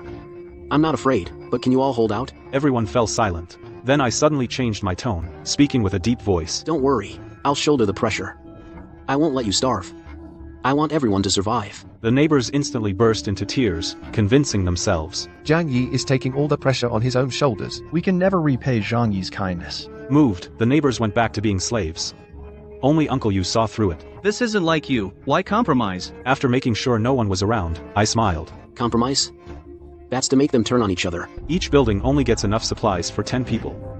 When everyone sees the food, but only a handful can eat it, what happens? It's not the scarcity, but the inequality that breeds trouble. Those who don't get food will sink into deeper despair and madness. For a single bite, they'll tear apart the building leader they called brother just yesterday. Soon, brutal fights will break out inside every building. I have supplies, firepower, and a fortress, so I can think calmly. But they, long ago, lost their minds to hunger and cold. Even a boxing champion, once starved to death, can't beat me. Why make them farm? It's too cold. Nothing will grow. After confirming no one was around, I revealed the truth. It's a strategy to wear down the troops, to drain their energy, and deepen their conflicts. So what if the smart ones see through it? Fools will always be the majority. For immediate gain, they'll cut off their own arms. Just like Lu Yilong, who destroyed his own Great Wall. Back home, I opened Zhou Keir's door. Under house arrest, she was doing yoga, her figure was stunning. Utterly captivating. I confided part of my plan to her. She felt happy, because I didn't put her in danger. I can't help you. But at least I can help you relax. She offered herself to me. That's enough. Insurance is for a safety net. You hope you never need it. But until then, might as well enjoy the moment. The next day, over 1,000 people gathered to clear snow in the square. A harmonious and heartwarming scene. Life's looking up. Things are getting better. We'll all farm together from now on. No more fighting and killing. The building leaders hid the truth about the supplies for 10 people, keeping the exploited in the dark. I pretended to go out. Looking back at the false harmony of the complex, I found it all so ironic. Dragging back 300 portions of garbage and food to the complex. It was already dark. Seeing the massive haul, some neighbors felt a pang of envy. I risked my life going much farther for it. The building leaders sent their lackeys to collect the supplies. I then distributed food to Building 25. Seeing their excited faces, I smiled. See? This is the dawn of a new day. We all have a bright future. The neighbors were moved to tears. They bought it completely. After settling scores with my enemies, I'll move my safe house out of here. After a shower, I enjoy Zhou Keir's services. Meanwhile, the Mad Wolves gang is going crazy over a pack of cigarettes. Get back to work, all of you. He reluctantly gives half the pack to his underlings. Their eyes well up with tears, as if they found a treasure. Time to distribute the food. Wang Qiang stares at the bread, drooling, but he doesn't dare eat it. Shu Yi, you eat first. Just as I thought. The building leaders are being cautious, having someone test the food for poison. Don't rush. Let the bullet fly for a while. The food test is clear. The building leaders hog all the food for themselves. The residents go to bed hungry, dreaming of a better tomorrow. When they wake up, they face a harsh reality. Regarding the food distribution, we still need to hold a meeting to discuss it. You work like crap and still want to eat. Letting you live is the greatest charity I can offer you. Conflicts erupt in every building. I watch from my window, smiling silently. After finishing the breakfast Zhou Keir made, I head out to scavenge for supplies. Actually, I go to the library. I grab a book. In this post-apocalyptic world, maybe reading can soothe my cold heart. In the evening, food is distributed again. I look up and see that every building's windows are plastered with dark shadows. Countless pairs of eyes, filled with longing and despair, staring intently at the food in my hands. Soon, the breaking point is almost here. Despair ignites madness. Late at night, the neighborhood turns into hell. Shouts, killings, and curses echo everywhere. Chen Lingyu appears, covered in blood. Trying to negotiate again. I'm a CEO. Let's join forces and build a kingdom. A pyramid scheme fraud who lacks common sense. Get lost. She wants to trade her management skills for protection. But I don't need useless people. Passing by building 18, I saw a strange sight. No killing, no fighting. Li Jian took the lead in shoveling snow. Everyone took turns working, orderly and organized. How did they do it? We divided what little food we had equally. We didn't want to become beasts. What a noble reason. I turned and left. On the way back, I ran into Wang Qiang and Huang Tianfang. I made them a promise. I'll bring you Zhonghua cigarettes and beiju later. The sugar-coated bullets worked like a charm. They were instantly won over. You're a real stand-up guy, Zhang. I misjudged you before. You saved my life. From now on, my life is in your hands. On the way back, they convinced themselves. Either they thought I was a decent guy, or that I was scared. Anyway, their guard was completely down. I spent the afternoon reading in the library. I was like a patient hunter. At dusk, it was time to distribute supplies. Wang Qiang and Huang Tianfang came in person to hog the benefits I promised. They couldn't wait. Even the head of Building 1 came over to ask for cigarettes, looking at their greedy faces. I smiled. Greed is contagious. The building heads all started demanding cigarettes. Betel nuts, beiju. I pretended to reluctantly agree, but inside, I was sneering. Time to close the net. Their infighting caused severe casualties. If we wait any longer, they'll just recover their strength. It'll be tomorrow. Everything went surprisingly smoothly. It made me a little uneasy. We still haven't found the mole in building 25. Are they waiting for their chance too? Whatever scheme you have. I have a gun. I have a fortress. That's enough. Back in the compound. Old Yu stood guard beside me with a club. Li Chengbin and Jiang Lei flanked us. I glanced at Jiang Lei's tense profile. I instinctively took 2 steps back and hid at the very back of the group. Representatives from each building have arrived, greedily eyeing the cigarettes and alcohol on the ground. I squint and force a smile. Everyone, line up. Take your share. Building 21. Wang Qiang lowers his head and steps out from the crowd. I bend down to pick up the supply bag. Just about to toss it over. Wang Qiang suddenly shouts. Now. The plot is revealed. Wang Qiang suddenly pulls out a gun. The dark muzzle is aimed right between my eyes. A figure from the side lunges forward like a madman. Uncle Yu takes 3 bullets for me. He collapses heavily into the snow. I snap my head up. Enemies are all around me. Wang Qiang holds up the gun. Huang Tianfang grabs a kitchen knife. Even my bodyguards, Li Chengbin and Jiang Lei, turn on me and charge. This is a carefully planned ambush. Jiang Lei roars. A shovel comes crashing down toward my head. I roll away clumsily in the snow and take cover behind the snowmobile. When I stand up again, a pitch-black assault rifle appears in my hands. It's already loaded. The charging crowd instantly changes from ferocious to terrified. A rifle! He's got a rifle! Run! Xiao Lu, the second in command of the Mad Wolves, sees this from a distance. He's scared out of his wits. Run! The lackeys scatter in panic. I ignore them and rush straight to Uncle Yu's side. He's not moving. With my cut-resistant gloves on, I can't feel a pulse. I pull out a syringe of adrenaline and jam it hard into his chest. You from building 25. Get down here and help, now. My shout snaps the stunned neighbors out of it. They scramble over in terror. Carry him upstairs. The neighbors, trembling with fear, lift Uncle Yu up. Just reached the 7th floor.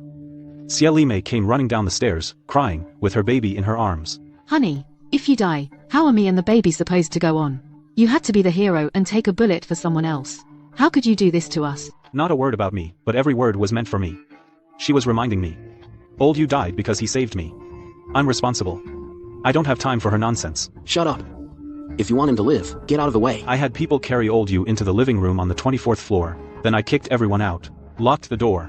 I rushed into Zhou Keir's room. You're hurt. Old Yu's been shot. Help him, now. Zhou Keir instantly switched into doctor mode. She rushed to the living room to examine the wound. Hemorrhagic shock. The organs are damaged. He needs surgery immediately. I have the equipment. I opened the guest room. With a wave of my hand, a portable sterile operating table, surgical lights, medicines, and instruments filled the room instantly. Zhou Keir was stunned for a second. Then she immediately started giving orders. He needs a blood transfusion. Check his blood type first. I took out the test strips. The surgery began. I was shooed outside the door. I lit a cigarette. My hands were trembling slightly. If Old Yu hadn't been there at that moment. I got careless. From now on, I won't let anyone get that close again. As for those building reps who ran away, the real show is just beginning. Zhang Yi.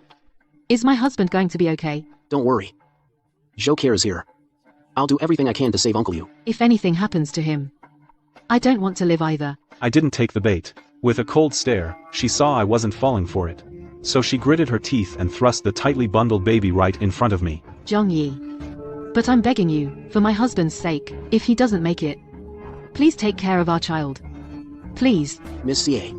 I will do my utmost to save him. I raised a hand to block her, pushing the burden right back at her. What if you can't save him? I will do my utmost. What if your utmost isn't enough? I stared into her eyes, my gaze sharp as a knife. Rest assured. I will certainly do my best. I believe you also hope Uncle Yu pulls through. Right? Xie Lime was left speechless by my retort. Her eyes darted around. Of course. I definitely want my husband to be okay. Miss Xie, you should go back. We need to operate here. You can't help. No. He needs company now more than ever. I can't leave. I fought back the urge to shoot. Saving lives comes first. I turned and opened the armored door. The heavy door swung open. Warm air from inside instantly rushed out. For Xie Lime, who'd endured a month in this frozen apocalypse, this was paradise. Xie Lime scurried inside like a rat. Once inside, her eyes immediately darted around and locked onto the water dispenser in the corner. Before I could even speak, she grabbed my cup from the table, filled it with hot water, and gulped it down. Ah, hot water tastes so good. She wiped her mouth, looking blissful, then she looked down at the baby in her arms. And then she said something that made me want to kill her. Zhongyi, do you have any baby formula? What did you say? The baby needs something to drink too. My husband really dotes on the child. Come help. Or get out right now. Xie Lime didn't dare say another word. She hurriedly put down the cup and rushed over to help. We must save Uncle Yu at all costs. Just tell me what medicine or equipment you need. Zhou Care was a professional, after all. Even faced with a patient covered in blood, she stayed perfectly calm. She quickly rattled off a list. I waved my hand, and supplies instantly piled up on the floor. Is there any hope? Zhou Care cuts open Uncle Yu's blood-soaked shirt. He frowns deeply. It's serious. The bullet's in a tricky spot. If it damaged internal organs, given our current conditions, there's basically no hope. I take a deep breath. I pat her shoulder. Do your best. Hearing this, Xie Lime's acting instincts kick in again. She's about to start wailing. I shoot her a sharp glare. Shut up. If you interfere with the surgery, you'll regret it. The crying stops abruptly. Xie Lime bites her lip. Her eyes dart around. She puts on a pitiful expression, but her eyes keep darting toward the soft sofa and TV in the living room. Maybe I should wait outside. I can't really help here anyway. She wants to go out and enjoy herself. Dream on. A cold smile curls at the corner of my mouth. I stare at her intently. This surgery is about your husband's life. You need to stay and help. Fetch things. Wipe sweat. Even just watching is a show of love and support. But I don't know how. That's final. I don't give her any chance to argue. I turn and walk out of the room. I lock the door from the outside. Back in the living room, I glanced at the cup on the coffee table, the one Xie Lime had used. I looked at it like it was trash, and tossed it in the trash. I went to the kitchen and chugged a can of cold milk to cool the heat in my chest. Then I pushed open the door to the makeshift ward. Zhou Care was resting against the wall. Even in scrubs, her long legs were still eye-catching. On the hospital bed, Uncle Yu was wearing an oxygen mask. The EKG monitors wave was steady and rhythmic. I let out a long sigh of relief. He's going to make it. At least I haven't let down the man who took a bullet for me. After reassuring Zhou Care, that disgusting fly buzzed over as expected. Xie Lime was holding her child. She put on that practiced look of pitiful innocence. But her eyes were greedily scanning my living room. Zhangyi, we haven't eaten all day. Can you get us something to eat? I saw eggs in the kitchen, and chicken bones in the trash. And she's making requests. My gaze turned sharp as a knife. I immediately crushed her wishful thinking. With a wave of my right hand, a case of braised beef instant noodles materialized and landed at her feet, with a dull thud, making her flinch back. This is all you get. Take it or leave it. Xie Lime stared at the box of instant noodles that had just appeared out of thin air like she'd seen a ghost or a mountain of gold. She opened her mouth to ask, but the ferocity in my eyes made her swallow her words. Instant noodles are fine. They're fine. I stopped paying attention to that bitch. I helped Zhou Care into the master bedroom. She was exhausted, her legs trembling. But right now, I had to confirm something crucial. To be honest, with injuries like Uncle Yu's, how did you save him without a blood transfusion? A final rally. Zhou Care took off her bloody gloves and looked at me strangely. I don't get it either. His heart rate was practically zero, then suddenly all his vitals spiked. The bleeding stopped on its own, and his muscle activity was stronger than an ox's. It defies medical logic. My pupils contracted sharply. Medicine can't explain it, but post-apocalyptic science can. A near-death experience. Genetic recombination. Uncle Yu has awakened. He's the second superhuman in the entire complex, besides me. This is both a surprise and a huge, uncontrollable risk. If he wakes up and loses control like the Hulk, my safe house might get torn to shreds. I made a snap decision. I grabbed Zhou Care by the shoulders. Listen. From now on, inject him with a sufficient dose every day of sedatives and muscle relaxants. I want him alive. But he must be paralyzed. Joe Kayer was stunned. Then instantly understood my concerns. He nodded solemnly. After giving instructions, I turned and went back to the living room. Xia Lime was tearing open a cup noodle. Her shifty eyes were still darting around sneakily, peeking toward my study. I strode over, grabbed her by the collar, and dragged her like a dead dog to the door of the temporary ward. Hey, Zhongyi, what are you doing? I won't look anymore. I won't look, okay? I shoved her inside, pointing at the unconscious Udashu on the bed. From now on, you'll take care of him in this room. Handle all his needs here. If he dies, or if you dare step half a foot out this door... I made a throat-slitting gesture. Xia Lime turned pale with fear. Holding her child, she shrank into the corner and nodded frantically. I closed the door behind me and put on a heavy padlock. I pocketed the key. Thus, all internal and external threats were isolated. I walked to the floor-to-ceiling window and looked down at the entire neighborhood through the bulletproof glass. And this room remained as warm as spring, impregnable as a fortress.